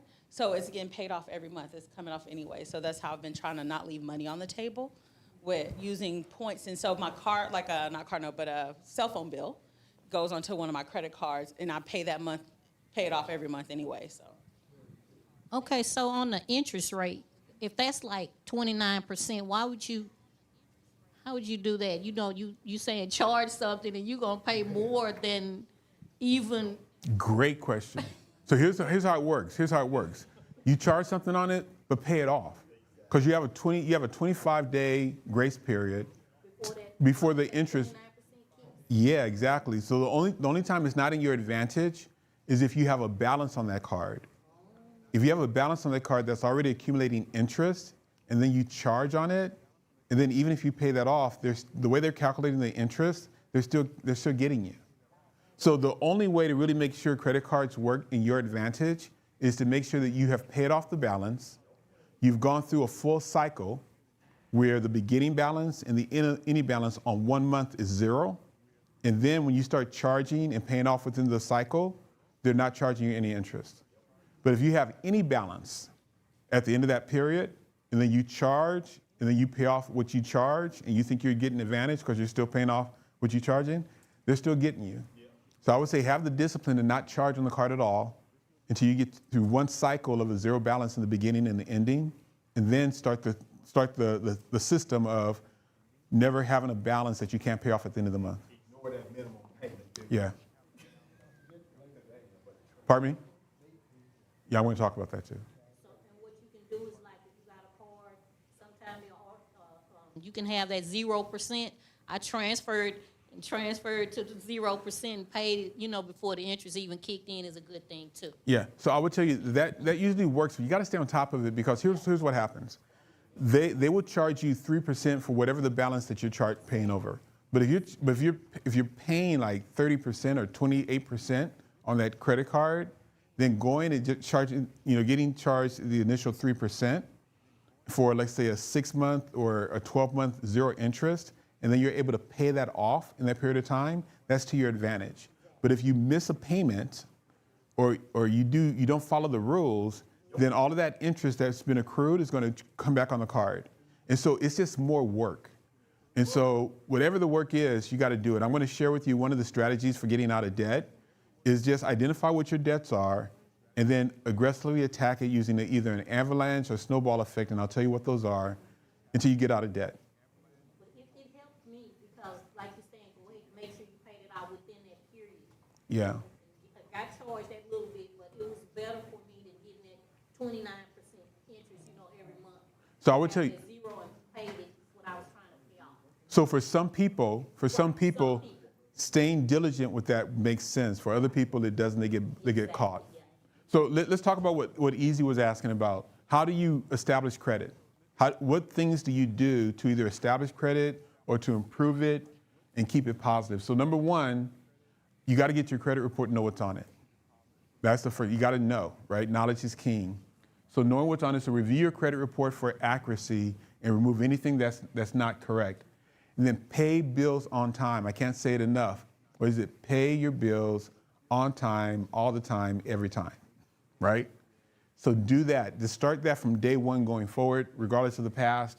And then when they say pay at least the minimum due, when you're doing a budget and you're tight already, the minimum in your budget should be the minimum amount should be what's the minimum on your credit card until you can get some breathing room. Because there's some people who, when you look at just paying the minimum, they can't do that. We look at all their bills. And there's some solutions for them as well, and I'll talk about those. But at the end of the day, when you're doing your budget, identify what the minimum is and make sure you can meet those. And then we'll talk about how you can add more and where do you direct that additional payment. But you want to make sure that you're making at least that payment. So one of the things that I've done is I put everything on automatic because I'll forget, right? So I'll make sure that automatically the minimum is automatically deducted from my checking account. But then I actually pay extra. And I do that manually. But so that I don't forget and wake up, it's the 3rd. It's like I forgot about it. I'll go ahead and get that paid. So also be aware of your utilization, which is your current balance and your limit. So if you're creating a worksheet and you have all of your debts laid out, you have all of the balances laid out, you have your interest rates laid out, you have your minimum payments laid out, then you have your credit limit, then simply divide your balance by the credit limit and see what percentage that is. And if it's above 30, then those are going to be the credit cards that you need to target on getting the balance paid down and stop charging on them. So that is the other thing that you can do. So you can be aware of your utilization of all of your credit cards. And if you don't have that right now, put that down on your piece of paper. One of the actions is getting your credit report. Second action is doing a worksheet and calculating what is your current utilization. Sometimes it's on your credit report, but you should calculate that yourself. And then pay accounts in full each month. So if you're able to pay off your credit card balance, let's say if you have a balance and you're not able to do that, I understand, but any new credit cards, if you're charged on a new credit card that doesn't have a balance, make sure you're not carrying a balance forward, okay?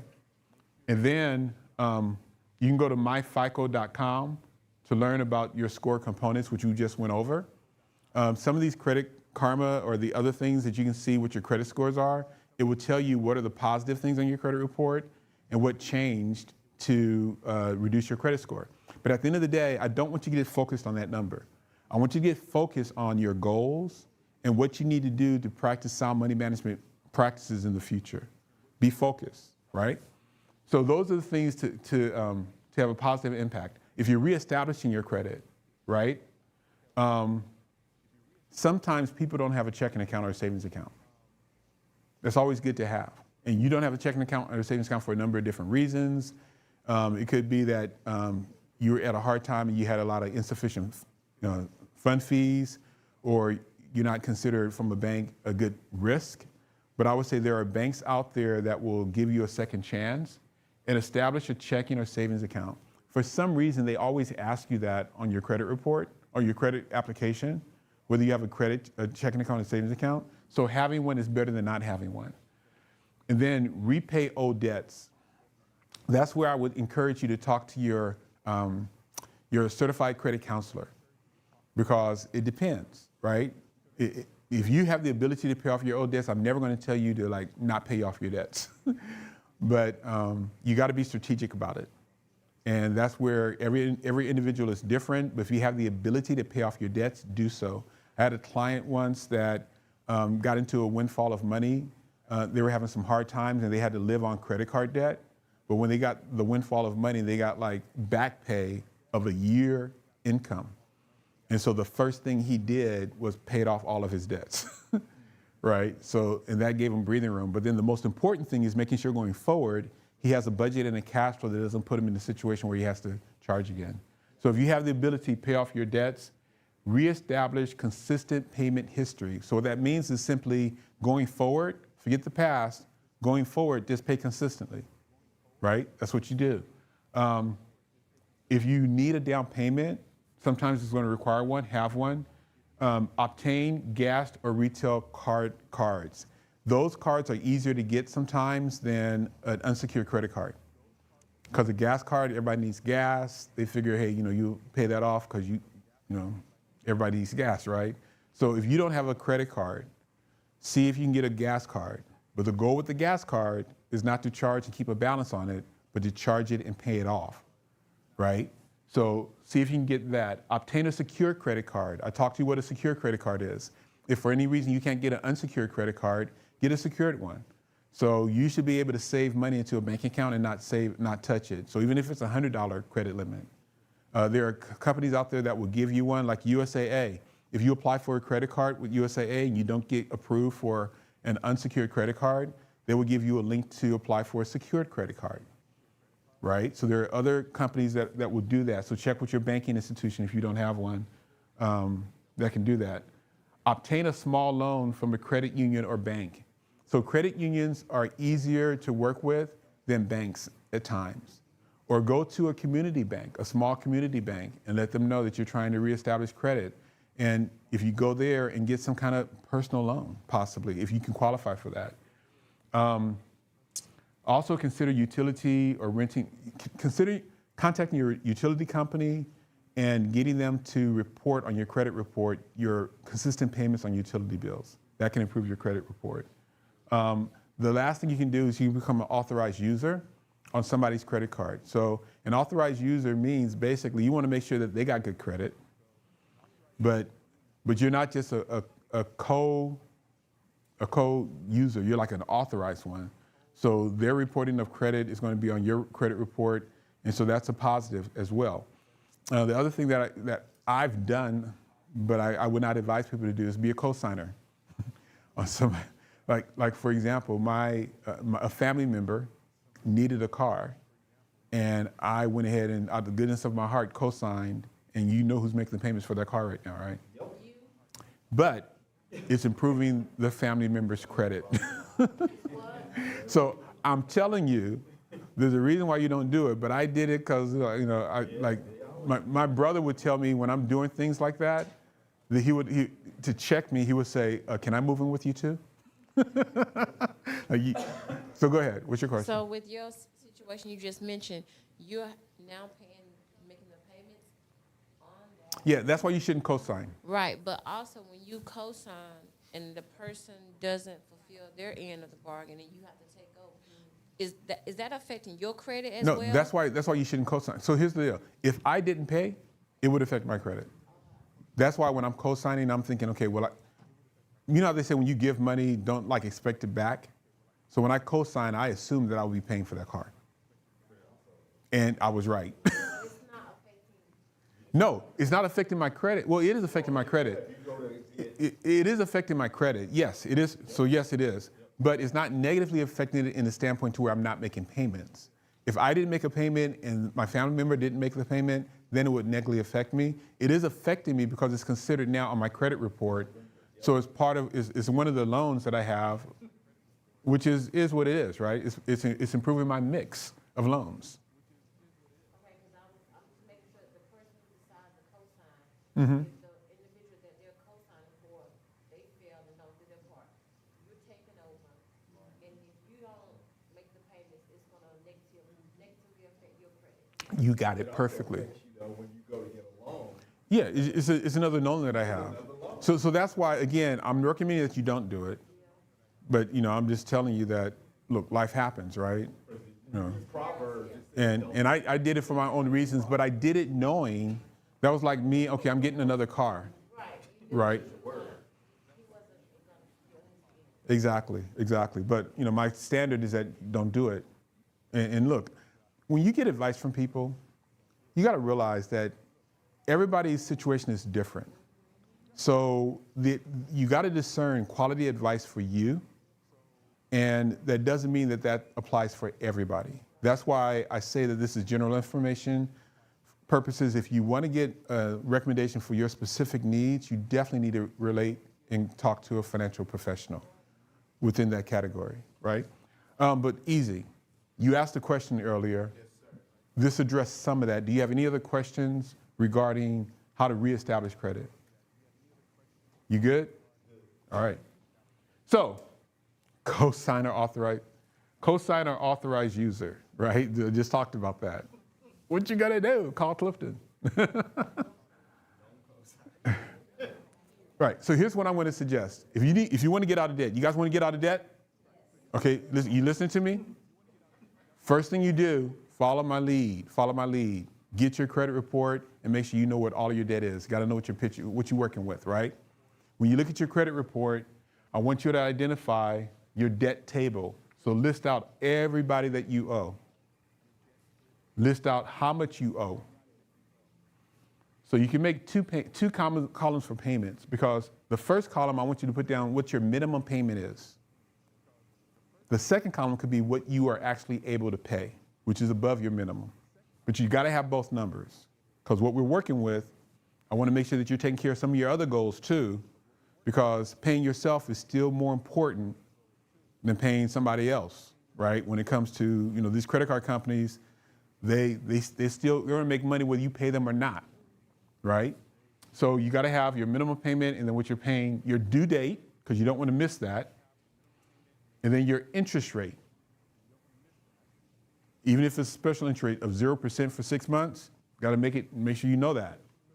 So at the end of the day, when you're able to do all of this and you're looking at your credit report and you're able to make sure you got your full picture, if you're meeting with a financial advisor, they can help you. Now, I'll tell you this, a financial advisor does not get paid to help you get out of debt. So it might be hard for you to find a financial advisor like me that would help you do that when I was a financial advisor. However, you got to find someone that's willing to look at your situation and realize that as soon as you're able to get out of debt, you would then free up some cash flow. Because you need to know how much money are you paying on debt? And of that payment, how much of that is interest that you're not even seeing? It's just being added to your balance, and you're paying more interest on top of that. So we talked about your reasons why. Like, what is your reason why? I'll tell you, Taro, I started, if you just joined in the very beginning, I told you about why I do the Empower series. I shared the story about my brother. My brother, if you look at his story, he had a reason why he was going to do whatever it took to get to not be addicted to crack cocaine and to turn his life around. Now, what he would tell you, he said, now granted, What he really wanted to do was get back at all of the people who sold him the crack cocaine, right? That was his reason why. He was going to get them, but at the end of the day, it worked because he got out of it.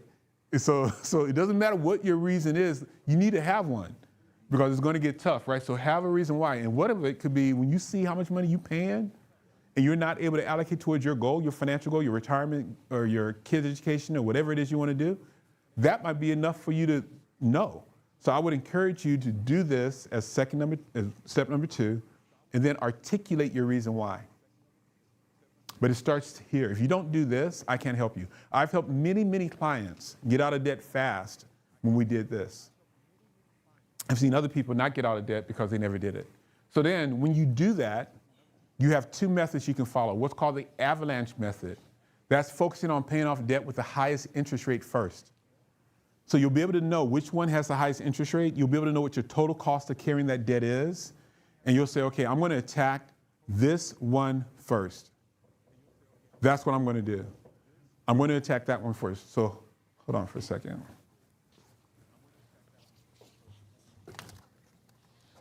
So if you're online right now, I'm passing out to-go boxes because the people here are going to take some food home. Hey, give that to Kendra. Make sure they don't get rid of that food. Oh, okay. All right, so with that being said, the avalanche method, no, go ahead and give that to Kendra to put over there so they'll take the extra food and put it in there. So after we're done, we can have the food. Yeah. So back to this avalanche method.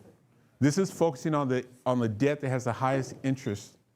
If you focus on that and pay any extra amount of money on that particular credit card until that one is paid off, and then you take the amount of money that you were paying on that particular credit card, and you allocate it to the next highest interest, you will effectively get out of debt faster and you will pay less in interest.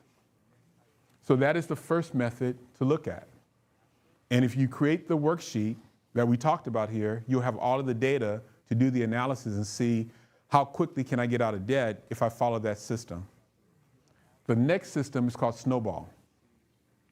The snowball might be more effective for people because if you have different balances and you might say, well, I'd rather just attack the smallest balance first. When you attack the smallest balance first, then you can kind of knock that out and you'll have some incentive because you're making less payments, right? And so sometimes when you look at the analysis, the amount of interest saved is not that significant and the amount of time is not that significant. So it might be more personally rewarding for you to attack the smaller balance first so that you can see yourself eliminating debts. So those 2 approaches are the approaches that I've helped my clients with, and they've gotten out of debt faster because what you focus on, usually you achieve. Question? For me, the snowball is what I implemented, and I wrote it down like you said, and there's something about checking it off and crossing out, seeing I paid it, Every month, right? It just, woo, I just got excited and kept going, so yeah. There we go. Hey, testimonial, right? It works, right? And so if you're serious about getting out of debt, right? We're talking about now, what are the strategies of getting out of debt and freeing yourself of this chain and this ball that's around you? It is possible. And I cannot tell you enough about how it does not matter how mired in debt you are. It doesn't matter your current situation, right? You've got to believe in this vision of you getting out of debt and seeing that, and it applies in every area of life. It applied with my brother, right? Getting over his addiction and really going through and doing the work until he was able to find his wife and raise a family, which is what he wanted. But if you had saw him when I saw him in the hospital, you would have been going like, and so it's a reminder that all things are truly possible. I want you to have hope. I want you to be consistent with your behaviors. You're now knowing some strategies, and the next step is for you to take it and put it into action. So there's a number of different things you can do. If you do that analysis and you find that you cannot make your minimum payments, then you've got some challenges, right? Has anybody been in that situation? I know I've been in that situation before. So I've been in that situation where I've had to go to a consumer credit counseling session because for one reason or another, I was making good money, but I acquired so much debt. I was paying for all these other people's bills, I couldn't keep up. And I was getting behind, I was getting late fees, over the limit fees, and all this other stuff, right? So I actually worked with a company that's like Money Management International. That's why I'm such an advocate of them. I've worked with them where they laid out all of my bills, all of my debts, and they said, okay, well, here's what we can do for you. They had agreements with certain credit card companies, and they were able to reduce the interest rate so that the money I'm paying will go much further. They were also able to reduce eliminate the over the limit fee, as well as any late fees. And so all of those things made sure my money went further. And so I have a personal experience with a company like that. I did not do a consolidation loan. A consolidation loan is something different. A consolidation loan says, hey, I owe like $45,000 with 5 different credit cards. Let me combine them into one. And so I'm dealing with one payment. But when you look at that, you got to look at the numbers, because you got to make sure that the combined payment of what you're making, in my opinion, is greater than the one payment for the consolidation loan. That's a cash flow issue. Then the other thing you need to look at is what's the cost, what's the interest rate? Because you might have an interest rate for the consolidation loan that's not as high as your highest 5 credit cards, but it's higher than some of the lower ones. So what is your composite cost of carrying those 5 credit cards?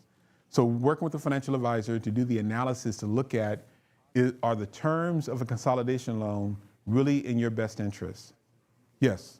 Clifton, one of the things you keep emphasizing is good money management, because I kept trying to do the debt consolidation loan on my own and go into different places and consolidate, but I didn't have the good sound money management. So what I'd end up doing is lowering the amount I was paying on debt and go back out, made more debt because I didn't have good sound financial money management principles. Yeah. So you have to deal with the core reason that you're getting the debt, or you'll lower that payment and then go out and get even more debt. Get back into debt. You're absolutely right, man. Absolutely right. So on the slides are consolidation loans, which is what I don't necessarily recommend unless you've met with a financial advisor. They've objectively looked at it. They looked at the terms, and it's really in your advantage of either reducing your cash flow and also reducing your interest rate and allowing you to get out of debt faster. So I've got some pros and cons on consolidation loans. The debt consolidation loan final verdict. But this is the debt management plan. This is what Money Management International and some other nonprofits will do for you. They'll take a look at all of your bills, and they will allow you to make one payment to them. And then what they would do is they would allocate that payment to all of the other creditors. And the creditors has agreements with Money Management International, because when you are entering into a program like that, you're someone who's taking your debt seriously. So there's a higher chance that they'll get their money back instead of someone who doesn't. So they have agreements with Money Management International to reduce their interest rate, to eliminate late fees, and also to eliminate over the limit fees, right? And then there's a monthly fee that's charged by Money Management International to do the administrative work, but it's not that significant compared to the other interest that you'll be charging. But at the end of the day, it's something that's worth considering. It's something that's worth considering. If you're in that situation, again, being realistically, where you're just not making the income to make all of your living expense payments and your bills, and it's just weighing on you, go ahead and consider this. Now, I would say that this will have an impact on your credit score. It will go down because you're closing. The agreement is that if you're going to go through this process, to your point, Al, you can't be charging more money, right? So you've got to close your accounts. So your credit score may go down somewhat. However, when you're done with the plan, which might take 2-3 years, when you're done with the plan, these credit card companies will extend you credit again because you successfully completed the plan and you show that you're disciplined in paying them back. And at the very end, your credit score will bump back up. But you got to show a commitment, because right now, if you're in that situation, you're just you're juggling. You're juggling, you're stressing, you're not living peacefully, and people around you are not feeling you because you're not able to be your loving self, and it's stressful. So I would encourage you to consider this if you're in that situation. Debt management plan and debt settlement. What that is actually is you're just entering into an agreement not to pay what you owe. And so you're going to pay less. The company's going to take what they can get and walk away. But that difference, depending on how big it is, that difference may be taxable to you. That may be income, because they're going to give you some kind of they're going to give you some kind of tax form that says, hey, you owed us $25,000. We accepted $5,000. So in essence, we gave you $20,000. So then it's going to be reported to the IRS, and you got to pay taxes on that. Okay? So that's something to consider. Look into debt settlement. So here we go. As we kind of wrap this up, I appreciate you guys sticking in with me. You can do this. You can do it, right? You got to believe it. You got to believe in the vision. No matter what your situation is, you got to believe in the realization that you can achieve whatever you want to achieve. Here's what I would suggest. You got to begin saving. You got to begin paying yourself first, even if it's $5. You got to get into the habit of that. Because in my opinion, paying yourself first is more important than paying some debts. You know, we'll have a coaching session. I can talk to you more about why that is. But the mindset is you got to get into the habit of paying yourself first, and I don't care how much it is. It's just a habit of starting something. Putting money into a bank account or a savings account and not touching it. Out of sight, out of mind. So how do you do that? You got to have a budget. But one of the things you can do is you got to find a financial advisor as well. And so there's a ton of financial advisors out there. There are bankers. You can walk into any bank and say that you want to talk to a financial advisor, sit down and talk to them. You can also, you can ask me for a referral, right? We have a number of financial advisors who presented at the Empower Series. So there's a number of financial advisors out there that will sit down with you and give you advice that's in your best interest, realizing that they're not going to get compensated if all you're doing is saving into an emergency fund and getting out of debt. But they realize that if they give you that advice and you do the work, you're developing a relationship to where when you are ready and you have money, or when you're looking for advice, you know that they're going to give you advice that's in your best interest and not just paying them. So it might be insurance, it might be a rollover of a 401k, but whatever that is, it's important for you to establish the relationship with the financial advisor now that you can trust. So I would encourage all of you, let me just do a show of hands, and you can do this online as well. How many of you have a financial advisor? If you have a financial advisor, raise your hand. Okay, so there's only one person that raised their hand in this room, right?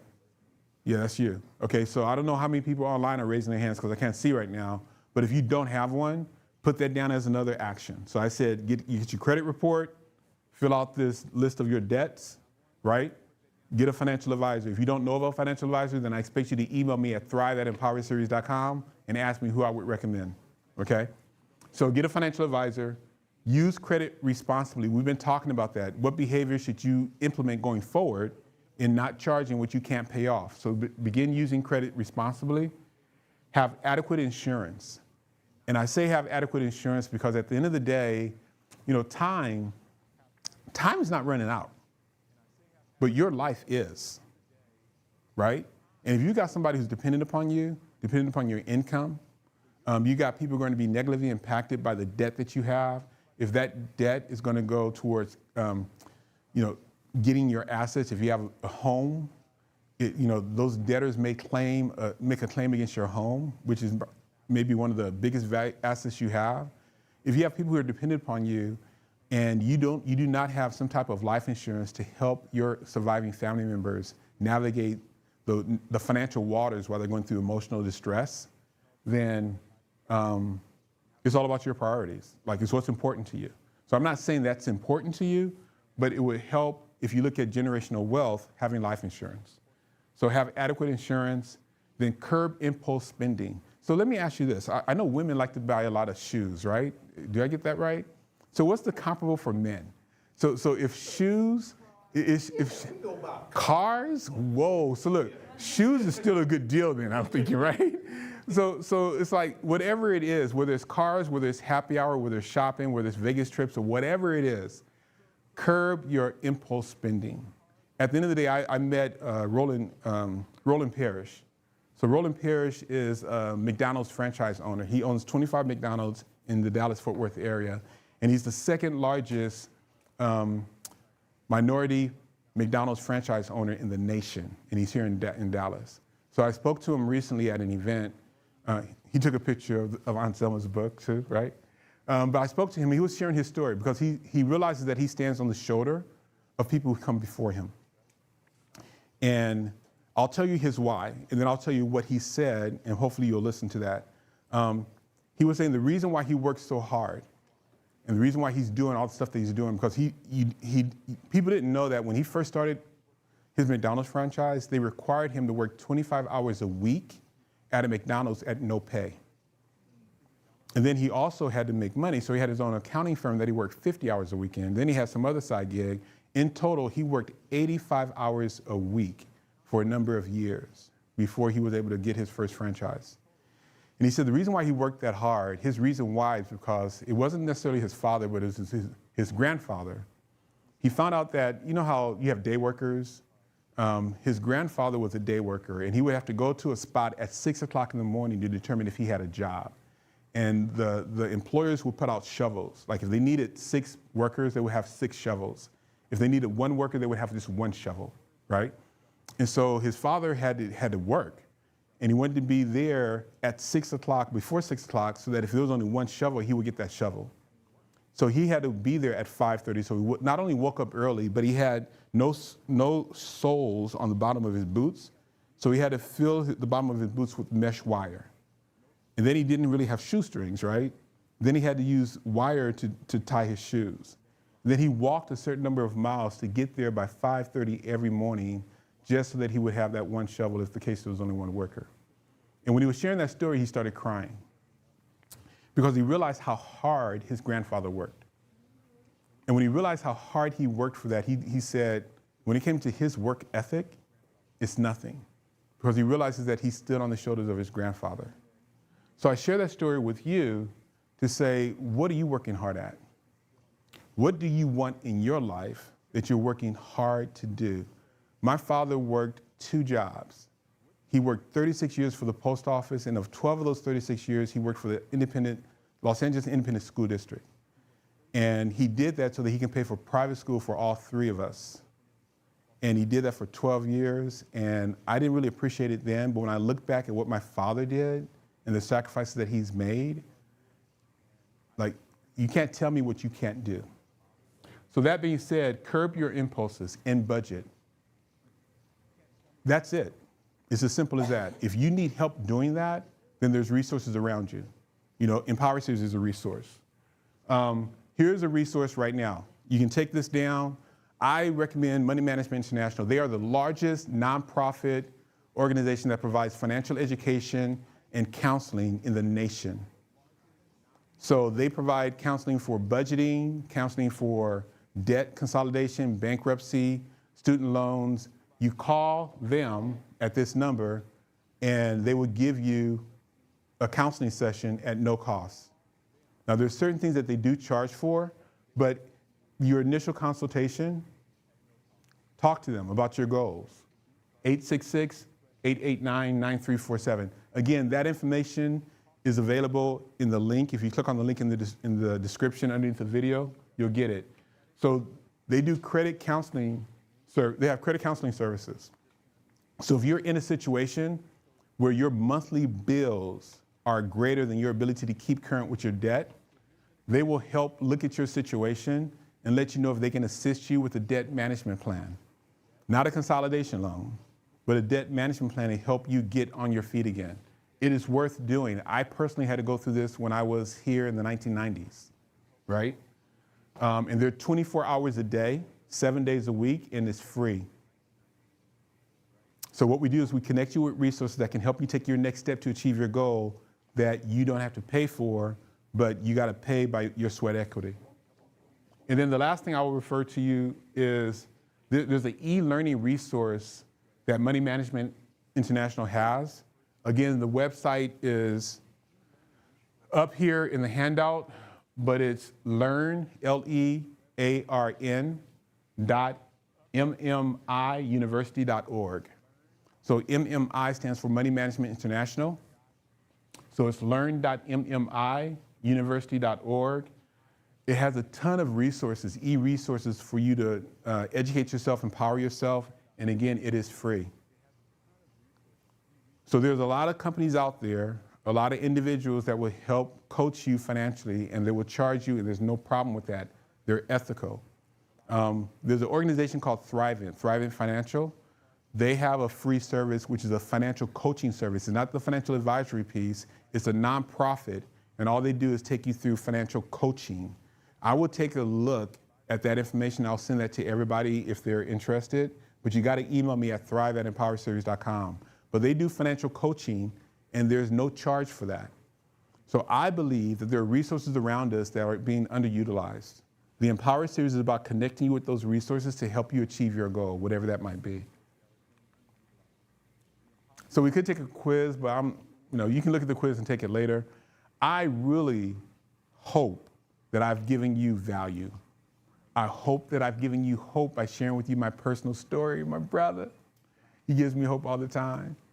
I hope that I've inspired you to not just sit here and say this is good stuff, but you've written down some things that you're going to take action on, and you're going to make it happen, right? Because people are dependent upon you. Your purpose, your goal, your purpose in life of fulfilling whatever goal you have, trust me, it's not for you.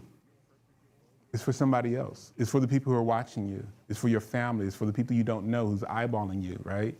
And you're going to be the shoulders that other people stand on to achieve their goal. So whatever your why is, write it down. If you want to share it with me, share it with me. I share mine with you, so share it with me. What I would like you to do is take these ideas that you have and take some time to put it into action. So for those of you who are here, it's not over, it's just the beginning. For those of you who are online, the same thing. It's not the end, it's the beginning. We're going to grab some food, so we're not going to leave any food wasted, right? No food left behind. And we're going to continue to network and fellowship here and inspire and be with each other and see how we can support each other as a community. I want you online to do the same thing. I'm your connection, the Empower Series. So thrive@empowerseries.com is my email address. Our website is www.empowerseries.com. You're on YouTube right now, so if you haven't subscribed, please subscribe. And more importantly, let people know, right? We want to have a bigger impact. Actually, if you want to make a donation, you can, because we're accepting all donations. I'm about to run. I got a grant I've got to complete. The deadline is 5 o'clock today. So I got to get on that. But I swear I will get back with you this weekend if you email me, and I will connect you to any resources that you need to achieve and take that next step to achieve your goal.